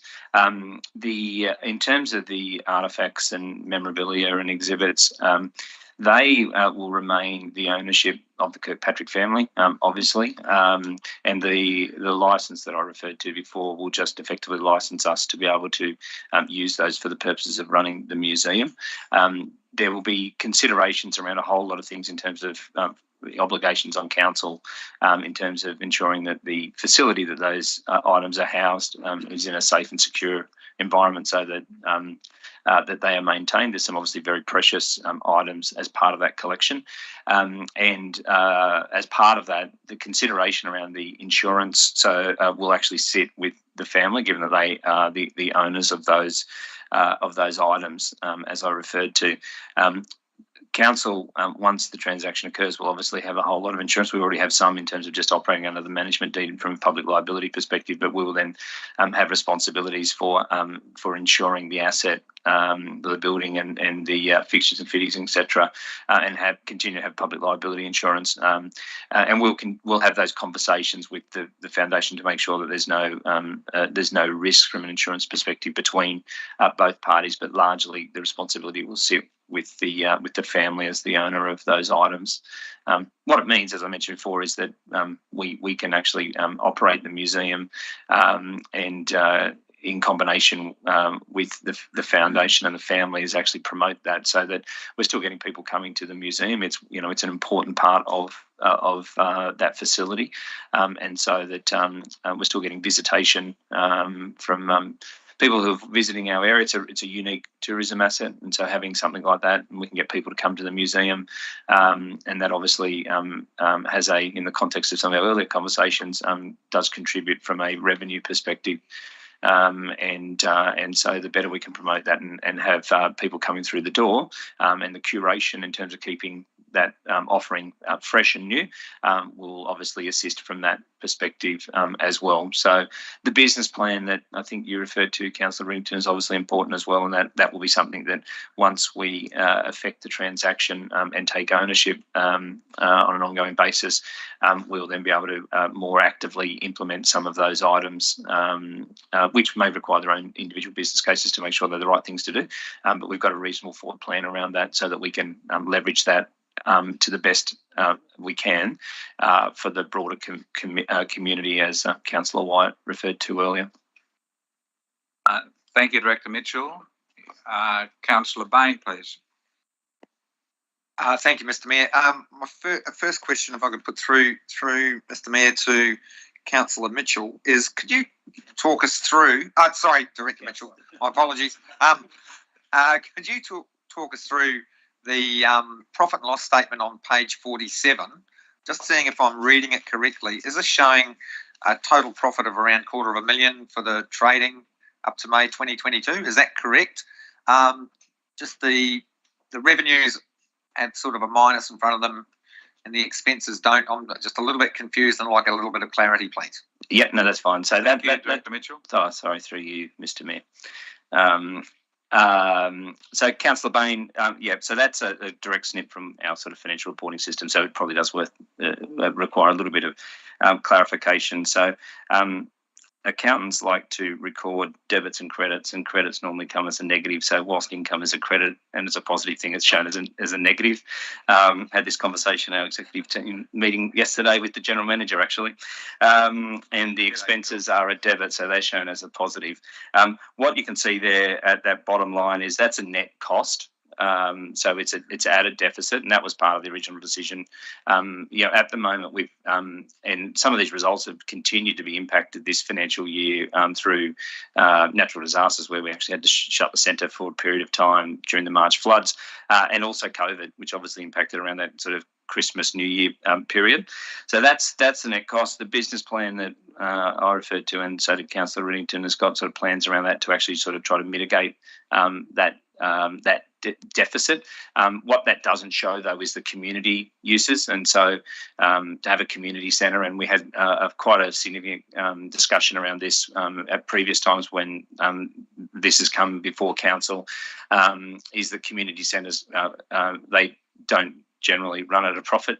They come at a net cost. And so our objective is to mitigate that or minimise that as much as possible, so that whilst there will be a net cost to have a community facility available for a whole lot of community uses, it will come at some cost. And so that's what that's reflecting.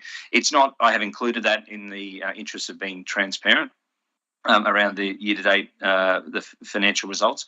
But I think it's what will be more important is the forward forecasts and what we do with the centre going forward. And so some of the, as the report alluded to, some of the events that we're starting to run, so the recent Macleay Valley Business Awards, etc. Some of those functions that we start to run and other uses will contribute financially and offset some of that cost. But equally, we'll be able to run a whole stack of fantastic community-based programs and events, which won't necessarily generate revenue, but will generate a whole stack of community capital, if I can term it that way. Thank you. Thank you, Director Mitchell. Any further questions? Debate? Councillor Bain. Yeah, I'd like to follow up with that one. I really appreciate that development of social capital, and understand that sometimes that's going to come at a financial cost to the council. There's two issues. One is around the equity of access. So the positioning of the Slim Dusty Centre, to me, raises some issues around what about those people that haven't got a car, okay, and having access, is there going to be transport? And the second issue is we had a discussion earlier today about the high performance centre, and how having that contracted out to the country club is a significant cost saving to the council. But now we're looking at the community, the costs that will be involved in setting up the infrastructure and the operations of the Slim Dusty Centre. Okay, it seems to me there's sort of two sides of the same argument. Could we get some clarity on that, please? Mr. General Manager? Yeah. Through Mr. Mayor, going to the first one, when you've got a large cultural facility, it won't matter where it is located, there will always be transport issues. So, if it's in the middle of Kempsey, you're still going to have transport issues for people, at Crescent Head, South West Rocks, Head, Willowarren, Bellbrook, all those. So the reality is it won't matter where it's located, there are always those issues, and particularly where you don't have any decent public transport, like in pretty well every regional area in the country. So that's always going to be an issue. What we'll be looking at doing, though, is any events we run, and we'll certainly be encouraging other event organisers to consider what they might do about providing transport. It does come at a cost. It does make some events it would be unviable for them to do that, but it's certainly something we'll be looking at in our own events. We can't guarantee we'll do it for all of them, but where we can, we will. In relation to the actual management model, there are various different management models, and the high performance centre lends itself, given its location and the nature of the facility, for external management. You've got a business right there. They are already doing a range of things in partnership with council for that. A facility like this, getting private management is far more difficult, and you'll find across Australia a couple of different models for running cultural facilities. Some of them are, and a lot of them are actually run in-house by council. Some of them do contract out. That there's no right or wrong way, particularly with those cultural facilities. In these early days of this transfer, we believe it will be important for us to run that internally to get the right focus, the right direction, the right engagement with the community, without someone coming in who is either going to have to be subsidised by council or try and drive it purely from a commercial point of view. And that runs the risk of then potentially alienating the community. So getting that right balance of running it like a business, but running it as a social business is something we can do far better internally in this case for now. Thank you. Sorry, through you, Mr. Mayor. Just one thing I would add to that, Councillor Bain, is if you, in the report, if you refer to the strategic alignment section, and this was part of the original papers that we put, the community infrastructure plan that was done in the last term of council, so around about 2020, I think, from memory, that clearly identified a gap for us across the Shire around having a community centre. And we had no, at that time, this wasn't an option that was on the table, but it was very clear, amongst other gaps, but this is a very clear gap was around the absence of a community and event space. And in the context of our conversation before around our financial position as well, it's not something that we would easily be able to fund to build something that would be of a size to meet that need. So this is a sort of a really good way of actually ticking a box, if you like, in terms of that requirement that was clearly identified in that community infrastructure strategic plan, so that that we can now start to address that. And I think you know, from my perspective and the work that's been done and the work that Galen and the team are doing in terms of the future planning around that, I think it puts us in a good position going forward. Thank you, Director Mitchell. Are there any other further questions? Councillor Craigie, please. All comments, sorry. Thank you, Mr. Mayor. Just a question. What are the main risks that have been considered regarding acquisition? Director Mitchell. Through you, Mr. Mayor. So I guess it depends on, probably worth clarifying the question a little bit. Councillor Craigie, I guess from we did a risk assessment in terms of proceeding to enter into negotiation, or prior to bringing that report to council around with a recommendation to proceed, and you know, largely around that, it considered some of the things we've talked about already. A key function of that was around the financial impacts on the council, and then therefore the broader rate base. But again, you know, approaching that decision, you've got to take it from a sort of like a quadruple bottom line perspective and take into account factors other than financial. But absolutely, the financial is probably one of the bigger risks in terms of future visitation, in terms of museum, economic conditions, in terms of ability to have functions and events, using it as a meeting space for local businesses or businesses on the mid-north coast who use it as a good location given its proximity to the highway and the fact that it's sort of, you know, fairly equally distant from both Port Macquarie and Coffs Harbour. So some of those factors were all considered. So it's largely around risk, but we did a broader risk assessment in terms of, effectively across the whole, across the whole operations. And then there obviously were risks that we've now considered as part of the respective transactional documents, and that's part of the negotiation. So for us is to obviously try and mitigate those risks from the clauses that are included as part of those legal agreements, whether that's in terms of the acquisition deed or the or the leases, etc. But a lot of that stuff is now largely been negotiated. Thank you, Director Mitchell. And just to finish up, I'd like to ask a question too, please. All the negotiations are completed and everyone's agreeing. Is there a timeline when this would be signed off on?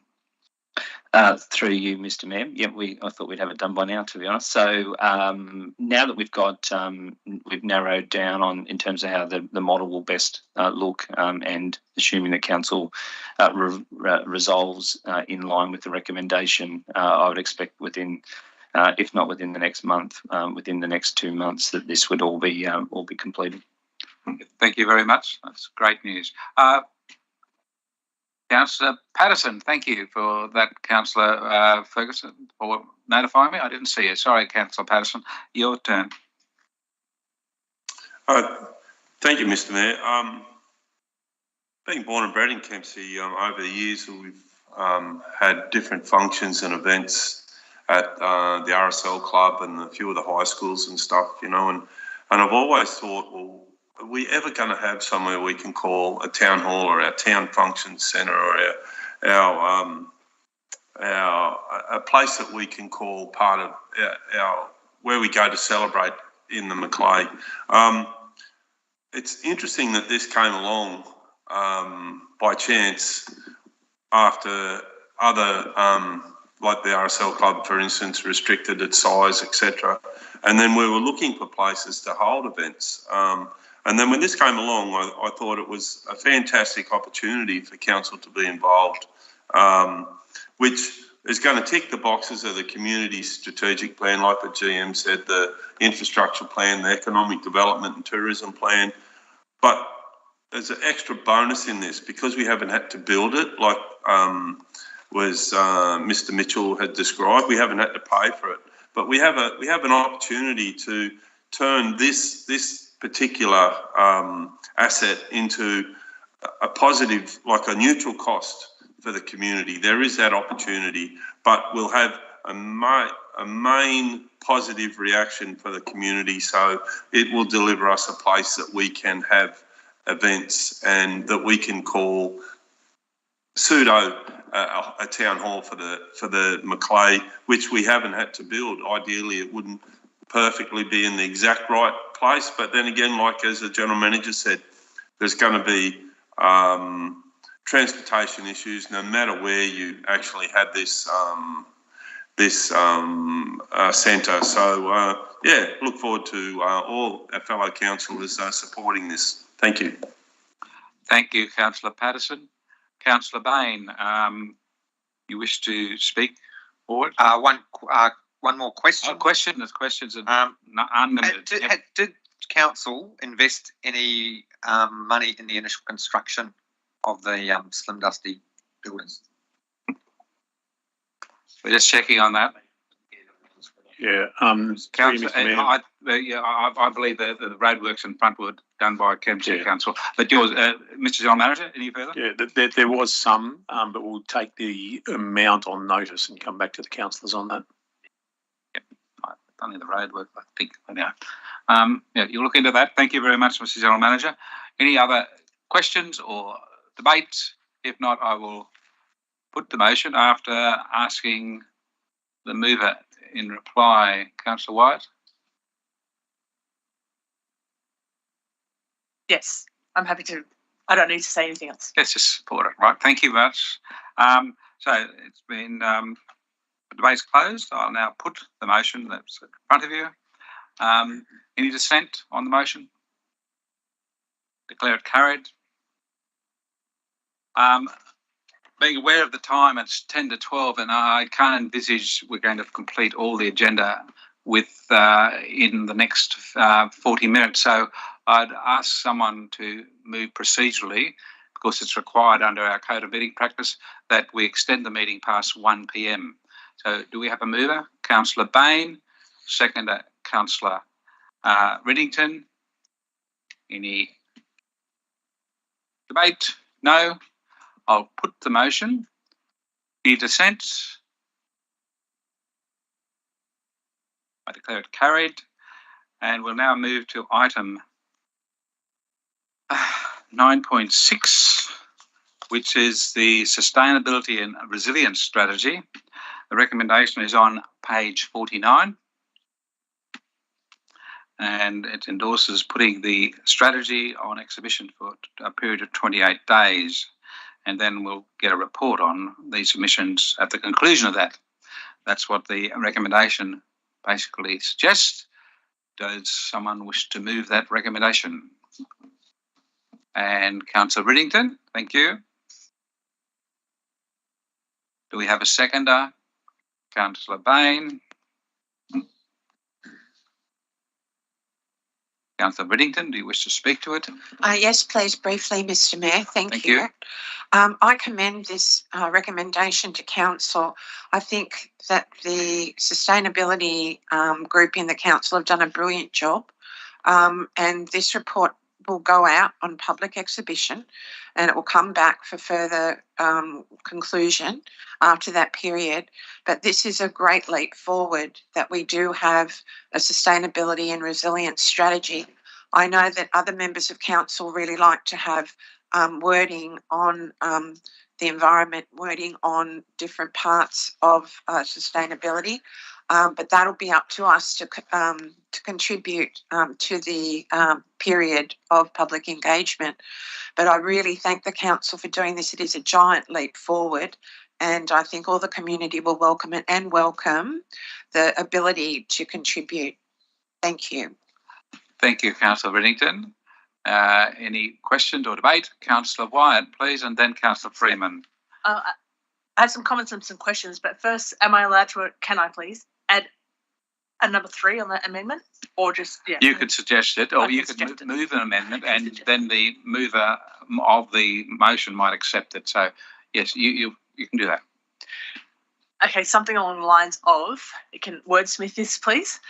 That council, that us as councillors, that we formally congratulate the sustainability team, Jessica, Marsh and Madison, the sustainability officer, Madison O'Brien, for putting together the Excellence in Sustainability Award that they won at the Macleay Valley Chamber of Commerce, and just congratulate that whole team, the sustainability team, on their achievements in getting that award. I think that's a really good recognition in terms of sustainability.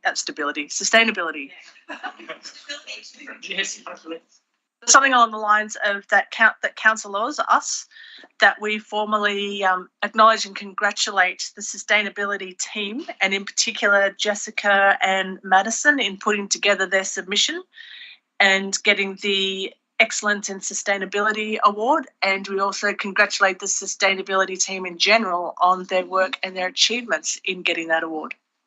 Yes, that amendment's in order. Does someone like to second it? Just before, if I may, I suggest we'll keep wording that. Given the award was something across the entire organisation, can we suggest that you congratulate all the staff involved and probably drop specific names? Jess certainly, and having had discussions with Jess and with Erin, they made it very clear that it was across the whole organisation. Jess and Madison certainly pulled the application together, and certainly Jess is our sustainability project officer and working that whole area, but it was very much an organisational approach to that. Okay, Daniel's got some words up on the screen there. Thank you.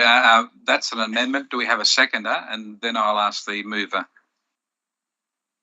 When you get a seconder, you can talk to it, okay? Josh seconded.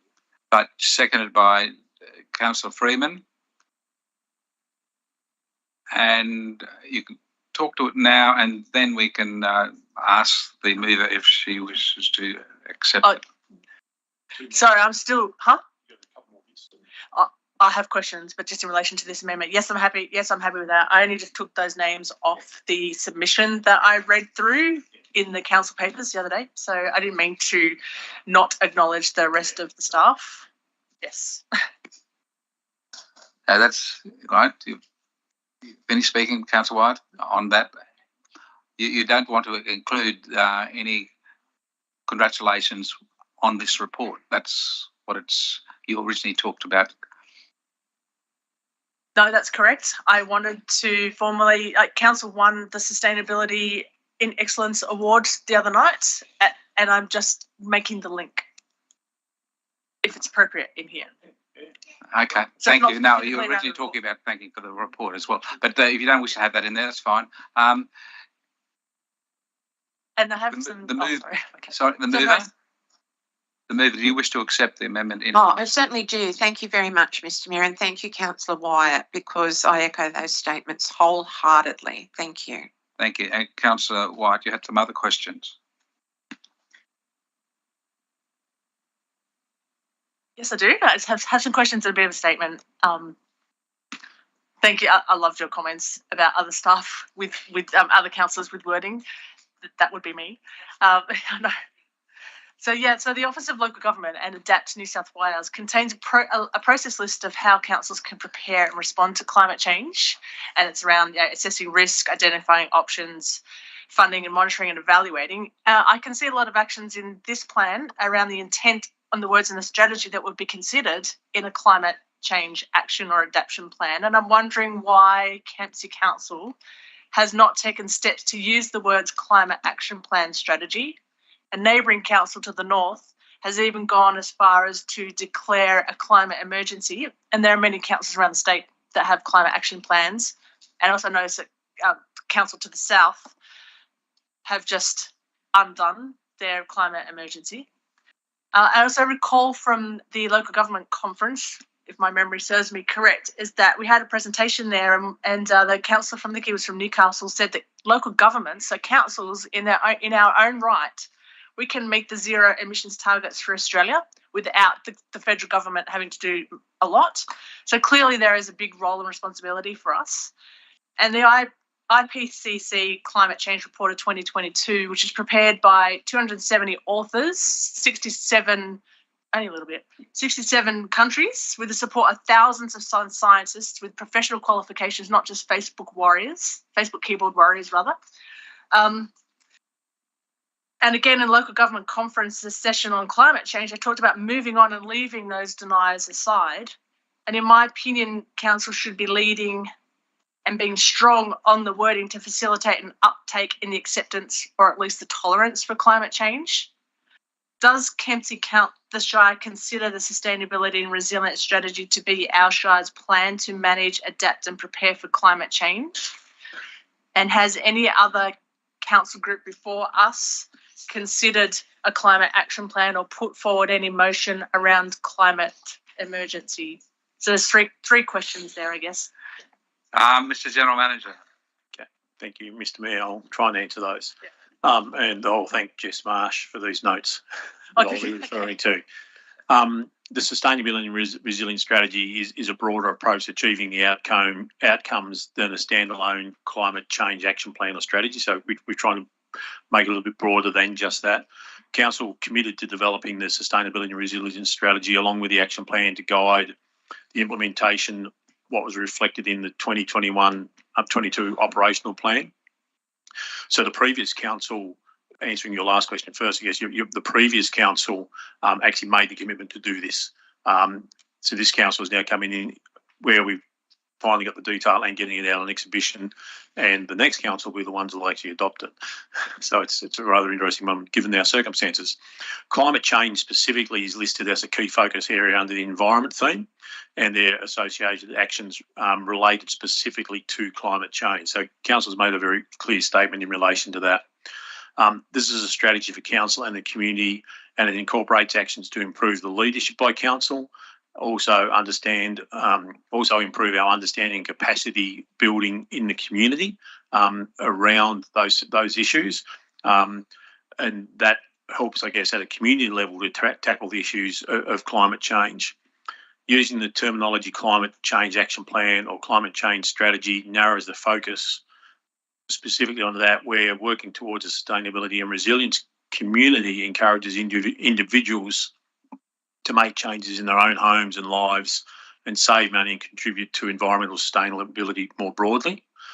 And the key issues that were identified by our community during the engagement activities were education, information, preparing for climate change. So they're very specific again about acknowledging that, livability and resilience for urban areas, and communication and collaboration. So there's, I think, the broad thing, this is a broader approach. It clearly articulates the need to tackle and address climate change and has actions in there, but it builds on that more sustainability and resilience framework. I'll further answer that.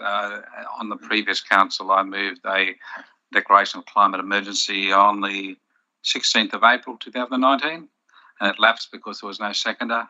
I moved it again on the 21st of May, and it lapsed again. That was the decision of the previous councillors. They obviously did not see it as an important issue, and that's how democracy works. That has happened before, that we've tried to declare an emergency and it wasn't supported. Councillor Bain, please. Thank you. Sorry, I'm out of order. Councillor Freeman had his note to talk before, didn't you? Yes. Sorry, Councillor Bain. No, that's okay. We'll all get a turn. All right. My question was, I think an important part of sustainability and resilience specifically, I think a really important factor to it being successful in our community is involving other organisations that specialise in different areas of sustainability or resilience of our shire. So I was just wondering, how have they either been part of the draft, or can we be strategic on letting key stakeholders know that our draft is done and maybe sending it to them in a letter or contacting them for their feedback? So, Mr. General Manager, please. In developing up the draft, there was actually quite significant consultation done with the community in the first, right through in this drafting process across a whole broad range of key stakeholders. What stakeholders were they? Do you have a rough list for me, just so I get a reference for who we're talking about? Yeah. Just trying to get my computer to work. It's not moving. No, there we go. Yeah, so if I refer the councillors to page 51, it starts to identify some of the stakeholders that are actually there. There were obviously some tailored online workshops plus face-to-face workshops that looked around those key themes. I don't have a full list of the specific ones there. What will happen in this next stage of it, there was quite wide consultation in developing the draft. What will happen in this phase, there will be a specific engagement strategy for this that will then go back to those stakeholders and the broader community to actually get further feedback on that before it comes back to council. Thank you, Mr. General Manager. I'll have Councillor Bain speak next, and then Councillor Patterson. Thank you, Mr. Mayor. I very much remember the 16th of April 2019. In fact, I was watching it on YouTube last night. I was reviewing some of the meetings that were held, where I was a speaker in the public gallery supporting the declaration of a climate emergency. I understand the response of council to say that that there is a bit of a knee-jerk reaction when people say climate change, and it's like some elements of our community just completely shut down as soon as they hear that term. It's like an elephant in the room, and I can see why that movement towards talking about a sustainability and a resilient strategy and replace that term to make it more palatable for maybe our constituents.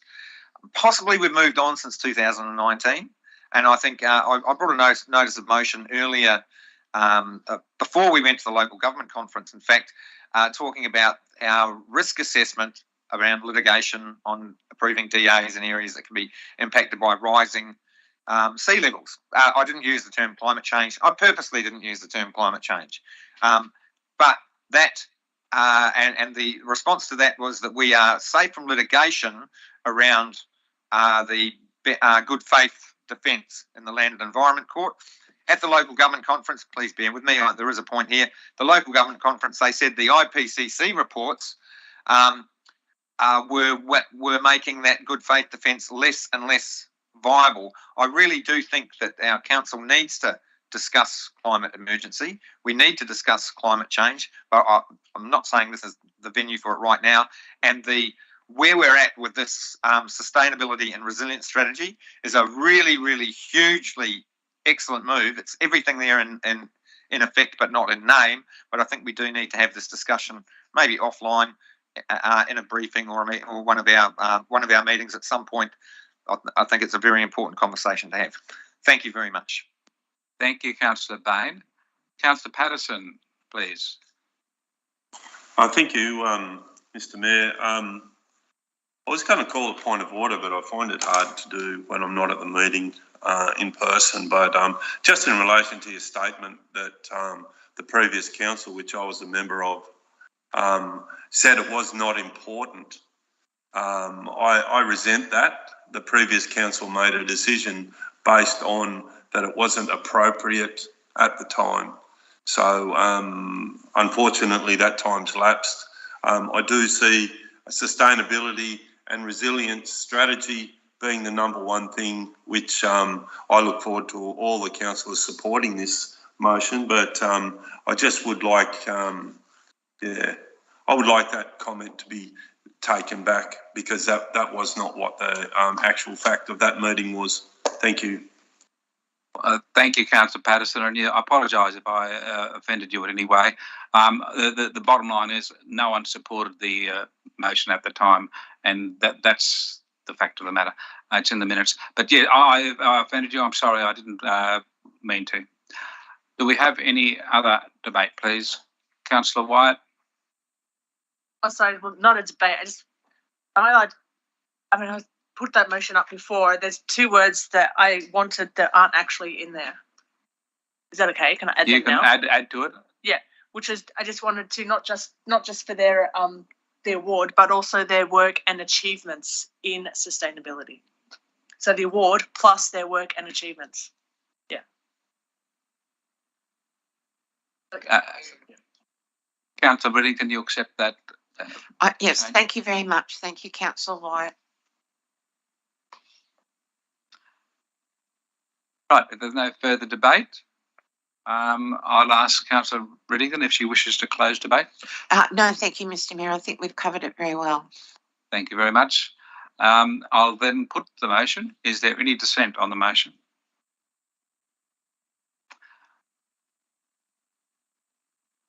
Councillor Patterson, did you put your hand up? Sorry, did you? I'm sorry, I didn't see it. But thank you very much. There's no dissent. I declare it carried. 9.8 is the next one. Toose Road Landslip, impacted landholders support. There's a recommendation there on page 57. So page 57. There's 3 steps for the council to follow.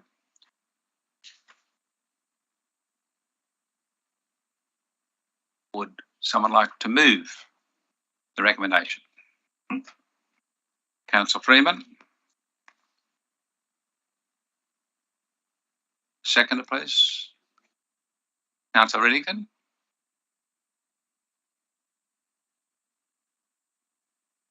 Any debate or questions on this matter? Councillor Bain, please. I'd like to move an amendment. I'd like to amend that we look at option 3, providing financial assistance to offset rates payable for future ordinary rates instalments to be levied. I spoke to a number of people last night after our briefing, and I believe that rates relief to these people is little more than a token gesture to say that we understand their pain that they're going through. Councillor Bain, before we go further, and you're talking to the amendment, I need the wording so everyone knows what we're talking about, okay, please. And then we'll a seconder, and then you can talk. So my apologies, Mr. Mayor. Thank you. So, Mr. Thorogood. I think what Councillor Bain is moving in effect is I think one should stay that we immediately apply the hardship provisions, but that further report gets received to the next meeting of council rather than being one in the future. It will need to be reported and put on exhibition. Thank you, Mr. Thorogood. Yes, that's exactly right. So there's no need for the amendment now. You're going to? No, Mr. Thorogood just wordsmith the amendment for me, which I appreciate very much. I'll leave it to the expert. We'll wait for it to go on the screen.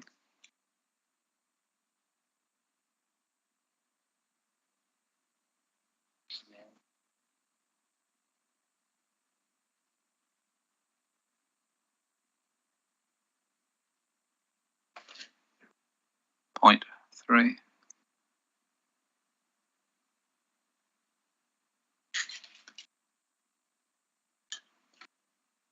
does that mean that we are resolving to supply immediate? I'm just looking at page 60 of the report. Provide financial assistance to offset rates payable for future ordinary rates instalments to be levied. So, If I may yes, reply to General that. Manager, can you help us here, Yeah. please? You can't actually make that decision at this meeting because you actually need to know what the quantum of that is to be able to make that actual decision. So that would, as Mr. Thurgood was saying, require a report to come back to the next council meeting. You can resolve to apply the hardship policy at this point. But as Mr. Thurgood was saying, and I think, at point 2 there, receive a further report in respect to option 3 that would outline the quantum of that. One of the other things for councillors to keep in mind here is that a number of the people affected aren't landowners. They're actually property managers. And some of the financial hardship they may be facing has nothing to do with rates as well. So there's a broader thing there. And that's where, I guess, the disaster funding through the state and federal governments come in, where Resilience New South Wales has been assisting with a whole range of different areas, particularly of getting their supplies in, whether that's their food, medical supplies, whether it's the fodder for the cattle or for the pigs up there. That sort of financial assistance is actually being provided there. So what I would suggest you do is adopt, that the hardship policy be put in place from today. They can actually access that, which they can anyway. I would suggest you probably continue to ensure that we monitor the situation, but that in line with point 2 there, you bring back a further report to the next council meeting on what that quantum might be. Okay, so this amendment is totally different to the motion, so it can't be incorporated. But so we need a seconder for that amendment.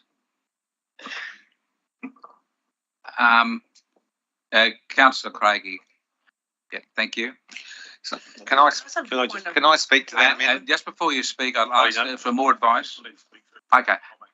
Okay, Councillor Bain, you can speak first, and then the General Manager will have some more advice for us. So, Mr. Mayor, if it's a point of order, I'm not sure of the process. Yes, point of order, yes. Yeah. What's your point of order? Can we move this into a workshop? I need more understanding of what this is all about. Okay, so you can move a procedural motion. Committee of the whole, go into the Committee of the Whole. You're moving that? Do we have a seconder for that? Hang on, which then allows us to have a more discussion. That's what I would like, because I need more information. Seconded by Councillor Ferguson. We move into the Committee of the Whole. No need for debate. Is there any dissent for that procedural motion? If not, we are now in court declare it carried, and we're now in the Committee of the Whole, and we can now have that discussion, Councillor White. So can I speak to this? Okay. So the Toose Road landslip occurred how long ago? 6 weeks, something like that? March, yeah. So 2 months. Yeah, just after the flood. Okay. So at that stage, a number of cattle property manager or cattle businesses were ready to move about 1,000 weaners to market, and they couldn't get them to market. Now, as was not true. No, that's not. If I can just jump in, over the coming few months from that slip, they were looking at when they were moving. They weren't ready at that particular point in time. So it is actually over the coming weeks and a few months they were planning to do it, not right at that time. Oh, okay. Thanks for that correction, Mr. General Manager. So, according to their business plan, their business model, they were planning to move weaners to market over the next period of time, a couple of months. As one of the property owners said to me last night, well, your weaners are like bananas. You got to pick them when they're ripe. So they haven't got weaners anymore. They've now got yearlings. Okay. There's a difference in price per kilogram, and the prices have dropped since that time, since March. Cash flow impact is incredible, and yes, they are receiving fodder drops, but they're paying for the fodder Like the Resilience New South Wales is only providing the transport to get the food in. So they've got these herds where they should have been sold off, and now they've got to feed them, and they're into winter, so they've got less feed on the ground. It's creating a significant financial impact to, and when I was speaking with the property manager, he wasn't talking about his personal hardship. He was talking about the fact that he's got to get onto the owner and say, I need another 25K for feed. $25,000. $25,000 for feed, you know, that it's a huge financial impact on an industry which supports the Macleay Valley, the Kempsey Shire. It supports us. It supports us through work at Everson's and through stockyards. It's part of the lifeblood of our community is the cattle industry. So I would recommend that we give these the people that pay the rates, the rate payers, as much support as we can. And I also understand about sets of precedent, but how often is a group of people completely isolated for this amount of time? And I also fully acknowledge the great work Council's doing in trying to get an alternate route in there, but it's very, very problematic for the people that are facing financial hardship immediately now. Any further debate? Councillor White? So we're looking at two issues here. One is around the property owners, and the other is around the families that are living up there. So we're looking at two. So they're the two financial hardship issues. Is that my understanding? Yep. Yes. Yep. And just out of curiosity, why can't you walk these cattle out? No, you can't. The cattle expert now, Councillor. General Manager's an expert. I've been well educated in this, but I'd actually defer to someone who lives it, in Councillor Ferguson. The problem is, years ago they did walk cattle across the river and walk them out, but they basically grew bullocks, which are 2 and 3 year old cattle. The cattle they want to sell at the moment, not only tough but independent. The cattle they want to sell at the moment are weaners that still have a strong attachment with their mothers. So they can't just pull them out and walk them away from their mothers, because they just, when I first took a few weaners off cows, I put them in a 7-strand barbed fence with electric, and they were out before I turned my back on them. The will to get back to their mothers is unbelievable. So what they would have to do is walk all the cows and calves across the river, separate them, take the calves to market, wait a week for the cows to settle down and stop bellowing, and then try and push them without their calves back across the river, hoping they don't get rain and a rise in the river. So the operation is geared for cows and calves, and it's stocked for cows and calves. So when they wean cattle, you need more paddocks to carry that through. They've stocked the numbers for cows and calves, so their paddocks are full already. They were relying on taking the calves off them, which they can't do because they don't have anywhere to put them, to get rid of them. So if they rework their whole operation, they could go back to like a bullock operation would work. But as it is now, and that's why they're probably running close to their carrying capacity, where feed's running out, they're not got an income to buy more feed to get out there even through aerial support. And they've also got a problem where, not being set up for it, the cows will be close in the next few months to start calving again. So you've got a big calf drinking off a cow and a new calf coming on, but the big calf's taking all the milk. So, yeah. Thank you. That's fantastic. I totally get that. So that's an animal welfare issue around that. And also a carrying capacity issue, because now you've got 2 lots of stock competing for that limited amount of land. And here's another basic biology question. When is it too late? When are they not weaners? And when is it too late for them to take them out? They normally mouth them for age, so it becomes obvious for the people looking at them.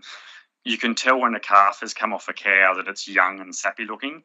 The moment that you wean it, and for any length of time, they become longer in the leg and less fatty, and that's when you get your price drop. So, yeah, it's like within a few months you probably wouldn't pick it, but then after it goes longer than that, the agents will see it straight away, and that's when the price goes down. Yeah. Thank you again, Councillor Ferguson. And Councillor Patterson was next, and then Councillor Riddington, please. Thank you. I just got a couple of things to ask questions about. First off, what's the time frame for the road repair, the possibility of the road repair? I understand that maybe the road would not take possibly the bigger truck that it would normally do, but with the road repair, what sort of time frame is that, if I mind? Is that maybe through to you, Mr. Milburn, or? Yeah, the General Manager would like to respond. Thanks, Mr. Patterson. That's more questions. I guess there's two answers to that. One, there is the temporary road we're putting in at the moment, which we'd hoped to have opened by now. However, we've hit very hard rock across the last 100 odd metres of that at the top, which means there's some days running in about 5 metres through that. So that has slowed that down. Until that is actually fully complete, do not know if we'll be able to get trucks up and over that carrying weaners. Bit of education I had from Councillor Ferguson last night. The weaners have never been in a truck before, so they're not real sure about their balance, and going down steep sections of that, they have potential for them to be crushed. So until that's actually opened and the farmers themselves have a look at that, we're not sure. The actual road to be replaced could be up to 2 years. So we're not talking about just this season of weaners. We're talking about several seasons of weaners for these farms up there. Mm-hmm. So I've got 2 more questions, if that's okay. What would the cost be in relation to applying the hardship provision as put in by the Councillor Bain? Mr. Mayor, Thank you, Mr. General Manager. The hardship provision itself only allows for the waiving of interest on overdue rates. At the moment, there's no arrears for all properties up there. So there would be nothing that would be paid there. It would be if they did, because of this, not pay their rates, then that would actually be waived as part of that. And that would depend on the particular properties and the amount of arrears they actually had. So that would only have a beneficial effect for the actual property owners that are managing it, not the managers who are possibly leasing the property and running cattle on that. Is there a mixture in the owners and the people running those properties up there? Yeah, my understanding that there's certainly, we know of at least one owner who lives in Port Macquarie, and the managers are actually on site. So I think that could be the case in a couple of the sites. But any rate relief will be going to the property owners. Yeah. So managers. So that brings me to my next point is, and I'm meaning this as best as I can here, but there's lots of people, lots of businesses, lots of community members doing it hard through the fires, the floods, pandemic, etc. Are we setting a precedent for when there's more landslips to come, more floods to come, more bushfires to come? That's a question. Mr. General Manager. Yeah. Thank you, Mr. Mayor. The issue, this is a difficult issue, and certainly I know the councillors and the staff involved with this feel very, very much for these families and these farmers in this predicament. While they are cut off and being impacted, they are not the only ones who are being impacted by the recent floods and the extended wet weather we have. The huge impact downriver on the dairy farms is massive. They just have not been able to get any feed there. I know farmers who are actually had to bring in choppers to actually sow for feed, which won't be available till August. They're now hand feeding their stock down there. Obviously, the beef cattle, a lot of them are left to Shire because of the wet weather, particularly the downriver ones, because of the issues with their hoofs and the way the moisture and that gets in there, and they end up having a real animal welfare issue around that. We've got issues around our avocado farmers who lost somewhere between 25 and 35% of their crops because of the weather conditions and the floods we've had. Oysters have been wiped out because of the floods, so there's real issues with them. Cut flowers and nurseries. Again, the wet weather conditions have actually stopped those businesses from running, and those that have actually run and breed horses and that have the same issues around their stock in those areas. So that's why in this discussion, council needs to be aware that council has some role. It could be a limited role. If we permit rate relief here, why wouldn't we permit rate relief to all these others who are suffering through this flood? Local land services is available to work there, and Resilience New South Wales is able to work with all these groups as well. And the disaster recovery and the funding and the support for that, there's funding through the state and federal government for that. So we do need to be careful about what you might frame up in relation to these specific families. It's very real for them, but it is very real for all these others that might not be cut off by a road, but are significantly impacted by that run and those floods as well. And that's the reason why I don't support this amendment. I support the original motion, and I see council, if there's going to be any amendment, I would rather see a 0.4 added to it, where and maybe the wording's already there, where council seek for emergency grant funding to support ASAP rather than this amendment I see in front of me. Thank you. I think, thank you, Councillor Patterson. I believe we're already doing that. Being mindful of the time, a quick question. Councillor Whittington and Ferguson had their lights on. Yes. Thank you, Mr. Mayor. Mr. Patterson seems to be doppelganging me today, because that was the question I was going to ask. So thank you very much, Councillor Patterson, and thank you, General Manager. Councillor Ferguson. If we leave it as option 2, and it just covers relief of interest, does that go ahead into the future? Like if they stop paying the rates while they're not got an income, does that cover that forward period? Yep.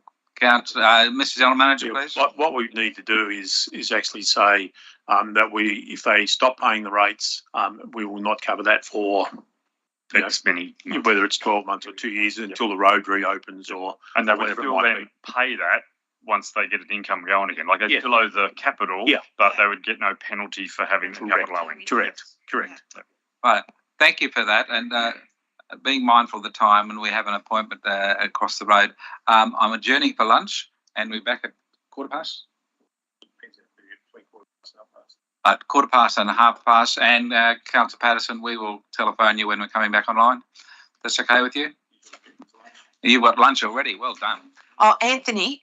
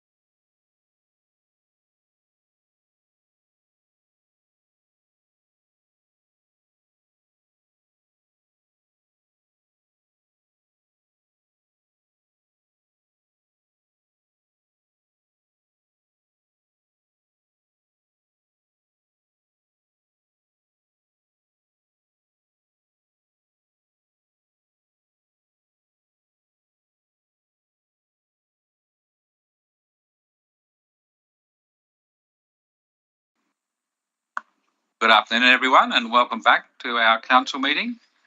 Before we adjourned for lunch, we were talking about 9.8 Toose Road Landslip, impacted landowner support, which is on page 57. We had people speaking in favour and moving an amendment, which is now on the screen, the amendment. And we need other people to talk. We're actually still in the committee of the whole, so we haven't moved out of that. So if anyone has any input, if there is none, we then move back out of committee and go to moving the amendment and deciding on the amendment or deciding on the original. So, Councillor Freeman, please. Yeah.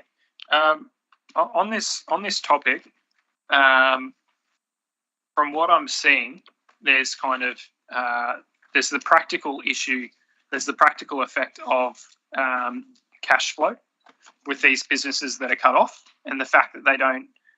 They're kind of scraping the barrel from a cash flow perspective on being able to pay the rates. Then there's also the flip side of the impact, the overall impact on their bottom line in the profitability of their business. So I think going with that first point of this amendment and the first point of the original motion of enacting the hardship assistance, I think is a really good way to help with that cash flow scenario on allowing them to not have to pay interest on outstanding rates. But I don't think we should rush to waiving them of their rates until we know that it's necessary to keep their business afloat. Because I do see the value in keeping a local business, and although the land will always be used for running cattle, we probably don't want to see these guys go bankrupt unnecessarily. I think that would be a horrible thing. But I just don't think that that's the stage that they're at yet. So I think trying to waive their rates is jumping the gun. We can always, in retrospect, look back on the situation in the future. Say, after they've sold their cattle and they're still having hardship, they're still having trouble. Then we could always waive it later on, is what I'm saying. So I reckon we should go with the enacting the hardship assistance. But as far as actually waiving their rates, I think that should possibly be monitored for the future, but definitely shouldn't be an action that we take quickly and lightly. Because as discussed, there's heaps of other areas, other businesses that are heavily affected, and unfortunately, that's the economic time that we're going through. So, yeah, that's my take on it. Thank you, Councillor Freeman. Councillor Wyatt, please. Well, I've got some questions, but I'm not sure if that Councillor Bain has had an opportunity to explain the motion that was put up in why you wanted to put forward number 3. I'm not sure if you've explained. Have you had an opportunity to explain that? Well, I'm asking you to Councillor Bain, yes. My understanding was that I'm revisiting option 3. And maybe if possible, we could add to point number 2, receive further report with respect to option 3 to determine the quantum and period of assistance. I mean, that's words straight out of that number 3. And I think we need to know how much it's going to cost. We need to know how long it's going to go for. I think does that help people move forward with this? General Manager for advice, please. That would certainly help. However, what I would ask the councillors is what happens when this comes public and we then get downriver dairy farmers, oyster farmers, et cetera, asking for the same support.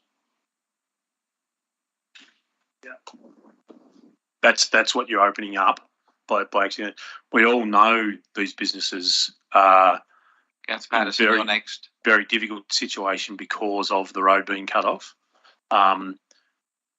There are many businesses in one way or another who are deeply affected by the floods and the natural disasters we've had over the last 4 or 5 years.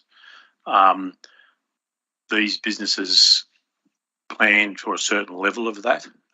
No one can plan, I think, for what we've actually had between the bushfires and the floods over the last few years.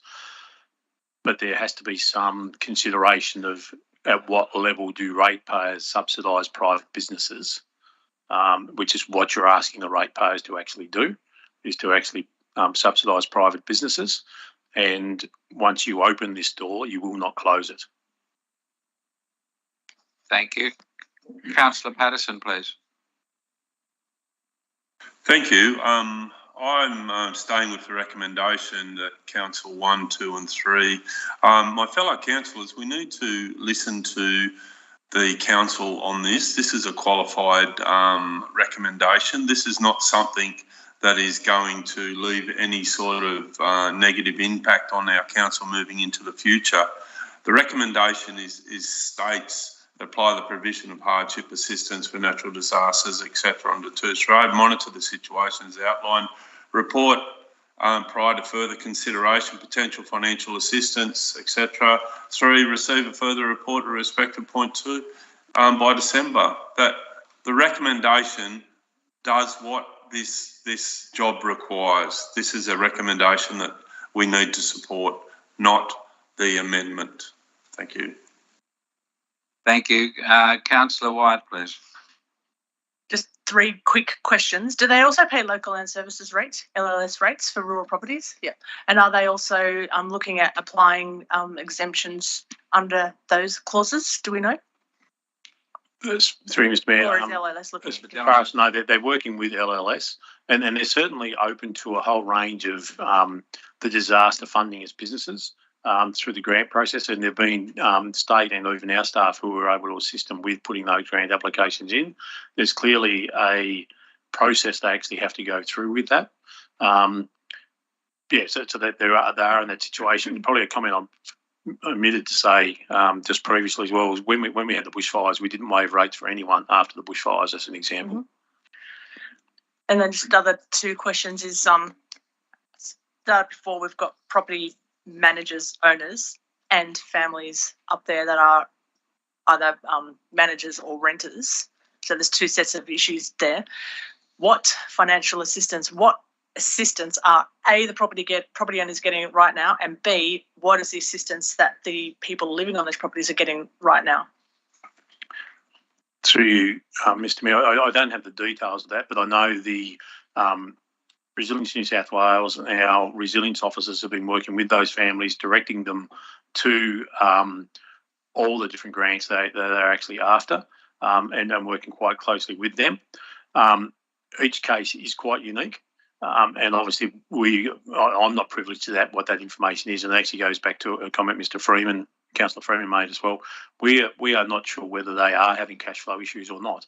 We're not privy to that level of information. That's where those support services would know that sort of information. We're working on getting Services Australia to do more of a visit and provide ongoing support up there as well. So it is very active. There's a lot of support put around them. And they are able to access that disaster funding. Thank you. Councillor Riddington. Thank you, Mr Mayor. While I respect Councillor Bain's willingness to put the amendment, I'm going to go back and say I think the recommendation as it stands prior to the amendment is a more fulsome approach to this subject rather than limit it to just, get a report later on or whatever. I think that the council have put it up to the fact that we can look at it later, that we will enact the hardship on the interest on the rates, and that we will look further down the track of what else we can do. I do think it's a more thorough approach. I don't mean any disrespect, and I would prefer to not have that amendment and have it to go back to the original recommendation. Councillor Bain. I'll withdraw the amendment. I'm hearing what other people have got to say. Not closing the door. I'll withdraw the amendment.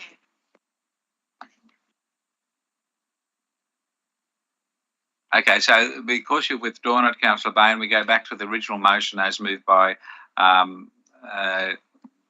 Can I move we return to council ordinary, or how do we go back? You move out of committee of the whole. Okay, so can I move that we move out of committee of the whole? You can do that, yes. Do we have a seconder? No, he's moved that, so Okay. you got a That's right. seconder. Right. You can still ask a question in open, Council. I second that. You're seconding moving out. Thank you, Councillor Patterson. Any dissent on moving out of Committee of the Whole? No, I declare we're back in open council. You have a question, Councillor Ferguson. I was more of a reply to Councillor Wyatt's point about local land services. Local land services in Water New South Wales normally drop their rates fairly quickly in extreme circumstances, like through the drought and everything. They just cancelled all their rates while it was on. I don't know about this particular one, but they're normally they work with you pretty close. Yeah. Thank you, Councillor Ferguson, for clarifying. We come back to the original motion before us. Does anyone wish to speak in favour or against it? Councillor Patterson?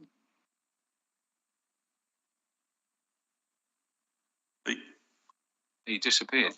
No, sorry. Sorry about that. I'm speaking for the original motion. I do feel for all business owners, all families, all people that go through hardship. These people still have the cattle. The cattle have not been taken away from them. I do understand that the amount they're going to get for their cattle, which is at a very good price at the moment, will be reduced. I understand that if we're going through something like a bushfire or a flood, those assets would be lost. So we're in a completely different ball game here. And we must remember that we're representing all the ratepayers, all the people in the Macleay, all the people that pay rates and live in our wonderful Shire. So I'm speaking for the original motion, and with respect of the hardships that the people in the area of the Toose Road are going through, I think that the notice of motion or the recommendation that's put up there by council will cover everything that we can do as a council and more as we go through. I think it will be sufficient. So I put that to all my fellow councillors. Thank you, Councillor Patterson. Councillor Ferguson, your life on? Yeah, I'm also in support of it, but I'd also like to just thank staff for everything they've done for these guys. Like, I believe as we speak now, there's still truckloads and truckloads of material going up to the road. There's excavators hammering at rock. There's bulldozers, there's graders trying to get this road over the mountain. So, like, while it seems like we're not doing heaps, there is heaps going on and a fortune being spent to try and get an access of some way to them. So just thank you for that. Yeah. Thank you, Councillor Ferguson, for those comments.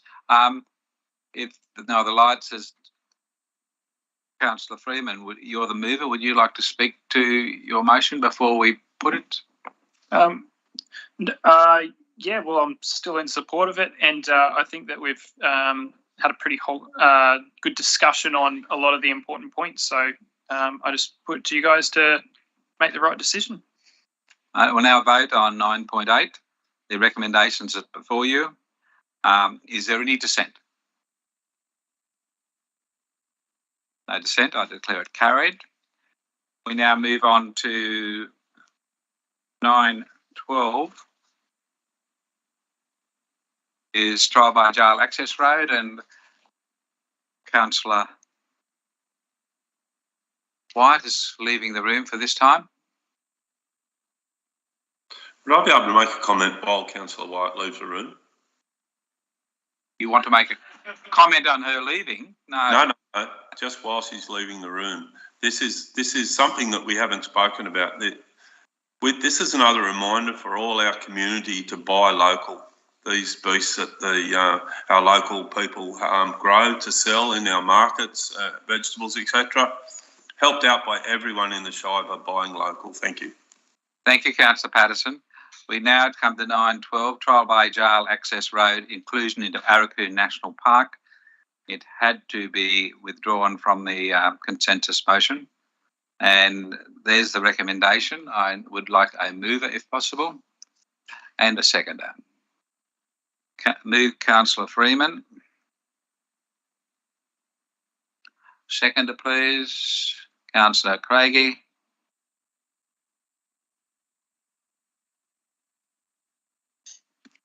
Do you wish to speak to your motion? No, thank you. Anyone wish to speak for or against it? Councillor Riddington, please. Thank you. This is a bit of a comment with a probably tailing question. I did ask the same question last night. It's probably not related to this recommendation, but I really would like it on the public record. While I support fully this motion to transfer ownership of this particular road back to national parks, and I think that would be good, so council doesn't have to worry about this road anymore on their books. However, I have grave reservations about what the national park have in their intentions. And I will preface this by saying I have written to the National Park several times in the last 6 months about certain issues.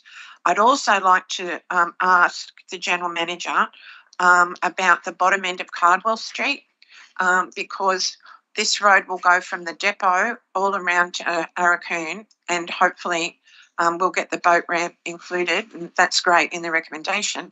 But Cardwell Street especially, and I know a few of my residents have asked, could in the future, depending on national parks and what they can contribute, could we look at widening the strip between Cardwell Street, Phillip Drive and the depot to cater for more traffic, like access with boats and caravans, etc. Thank you. Mr General Manager. Yeah, through Mr Mayor, it's certainly something that is in the consideration to actually look at the state of that road and also the number of pedestrians that walk along there. So it is in our future planning. I couldn't give you a time frame on that, but it would come into that priority list of works. Thank you. Councillor Ferguson, please.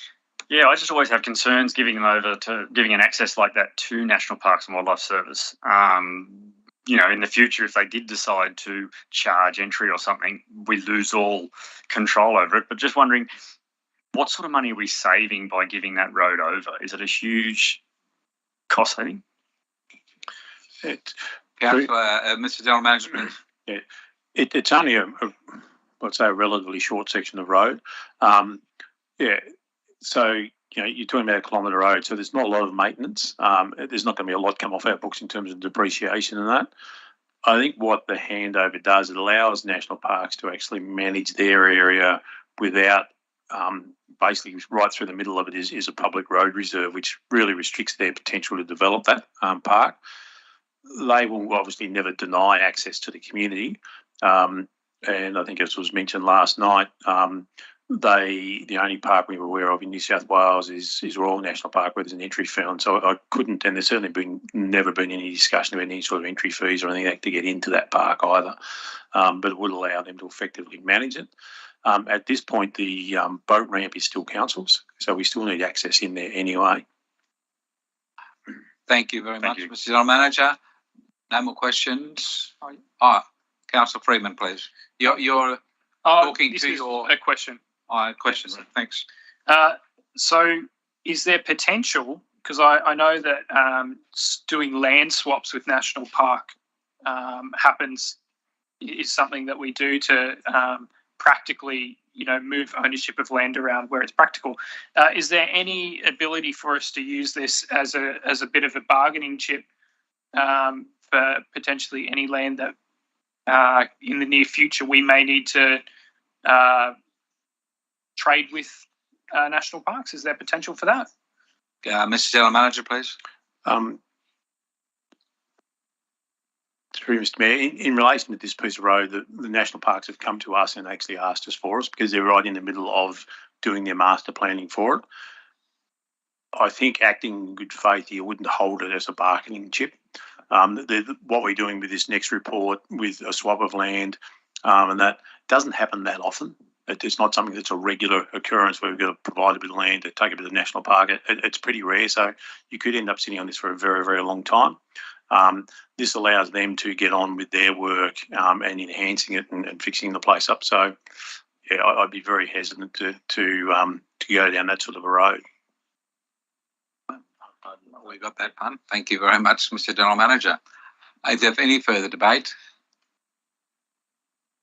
If not, the mover, do you wish to speak and reply? No, thank you. I'll put the motion. Is there any dissent? No, there isn't, so I declare it carried, and we move to the next item of business, which is 9.2. 13, and it is also talking about a public road. It's 9.13, inclusion of a public road within Limeburners Creek National Park into the National Park. The recommendation is there before you. It's on page 77. Anyone wish to move that? Councillor Ferguson. A seconder, please. Councillor Bain. Do you wish to speak to the motion? No. Anyone wish to speak or ask a question about 9.13? There's a hand up. Thank you. Councillor Patterson, please. Thank you. I'd just like to ask a question through to the General Manager in relation to this road being taken back over by National Parks. Would this in any how restrict access for users, dog users, for accessing because of you not being able to have a dog even in your car through a national park? Through Mr. Mayor, no, I don't believe it will, because the regional park is prior to this area. Mm-hmm. Thank you. Yeah, thank you. With no further debate, and you don't wish to end debate, so I will put the motion.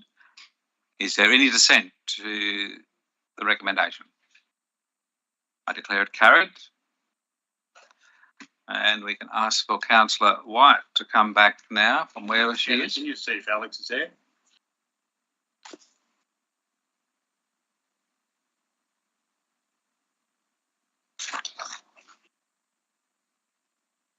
Because she's the next one off the rank, isn't she? She's doing her notice of motion. Yeah.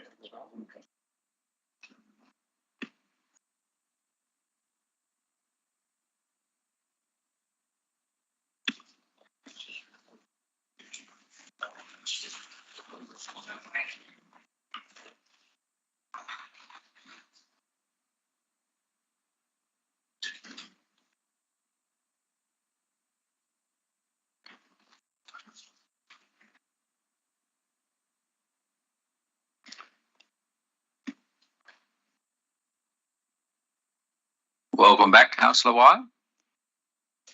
Next item of business is the notice of motion.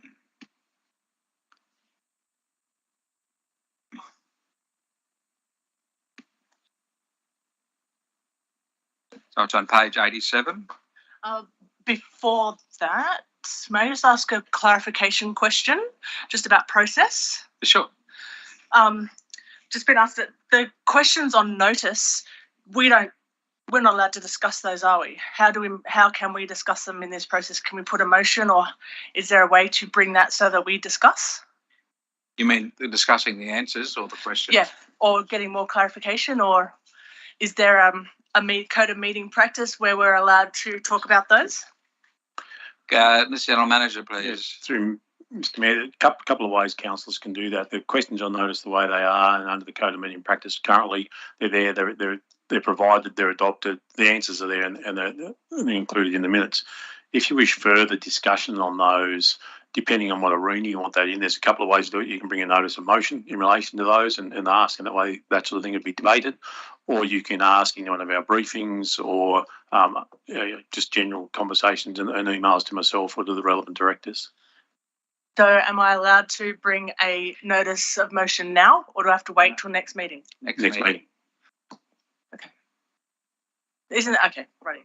That's the code of meeting practice, Councillor White, and review, the future council can review this and change those rules.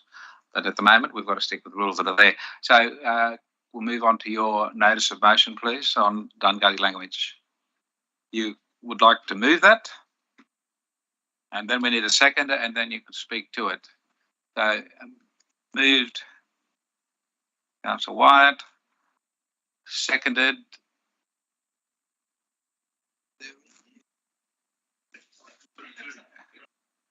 Right, now you move it and you do anything you want with the words. Thanks. Two things. I just want to amend the words there. So it's been pointed out that, so I just want to amend the motion saying in the first one that we use, Dhungutti greeting words, which is the Dhungutti language of the Dhungutti country. So at the bottom of the motion, General Manager's put up a comment about the appropriate spelling. Yeah. So can you just say? You're not going to get me on that one. Sorry. Well, Order. I'm just trying to be respectful and appropriate. If it's respectful and appropriate, I'd like to amend the motion by saying that resolve that councillors and council leadership use Dhungutti language of the Dhungutti country. Oh, am I confusing? I think that could be appropriate. Yes. Through Mr. Mayor, I don't think it's actually needed. I think it's implied that you're using Dhungutti greeting words. They are from country. No, but you put it out at the bottom that it's not Dhungutti language, it's Dhungutti language. I'm talking, it's a nomenclature thing. Or just leave it as is. I just want to make sure I'm being respectful. Thank you, Mr. General Manager. Any advice? Yeah, look, I think you are, and Mr. Councillor Bain might want to have some input given his role as the CEO of one of our land councils as well. But there are internal discussions across the Dhungutti community about different spellings and languages and the language, I think. So I think what is clear, I think, to the community from the discussion here at the moment and you putting us is that it is coming from the right place.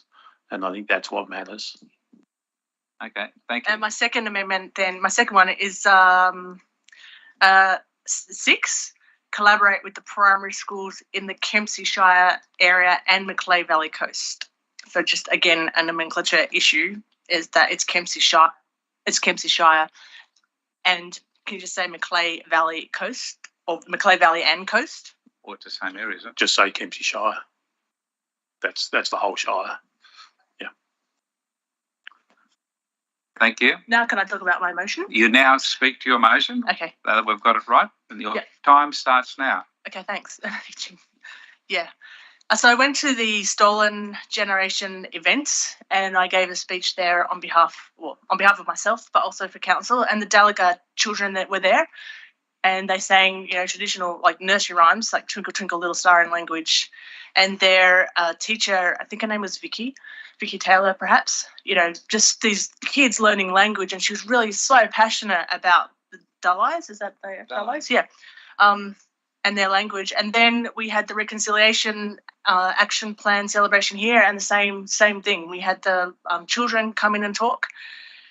I've been in the public service for a long time and now sitting in council as well. And I've seen a lot of strategic documents and planning documents just saying, tick a box, we've done it. I feel that this is a way that we can actually demonstrate that we are really committed to reconciliation action planning.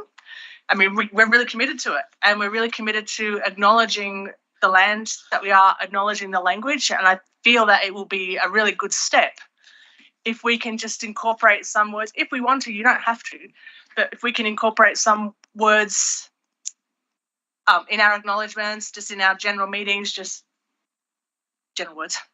And the other part of that is I know that we do our acknowledgement to country, but I was wondering, I would like to see like a couple of minute clip where we go out and ask the preschool kids, the primary school kids, do you want to make us a 2-minute YouTube clip that we can just play at the beginning of our meeting?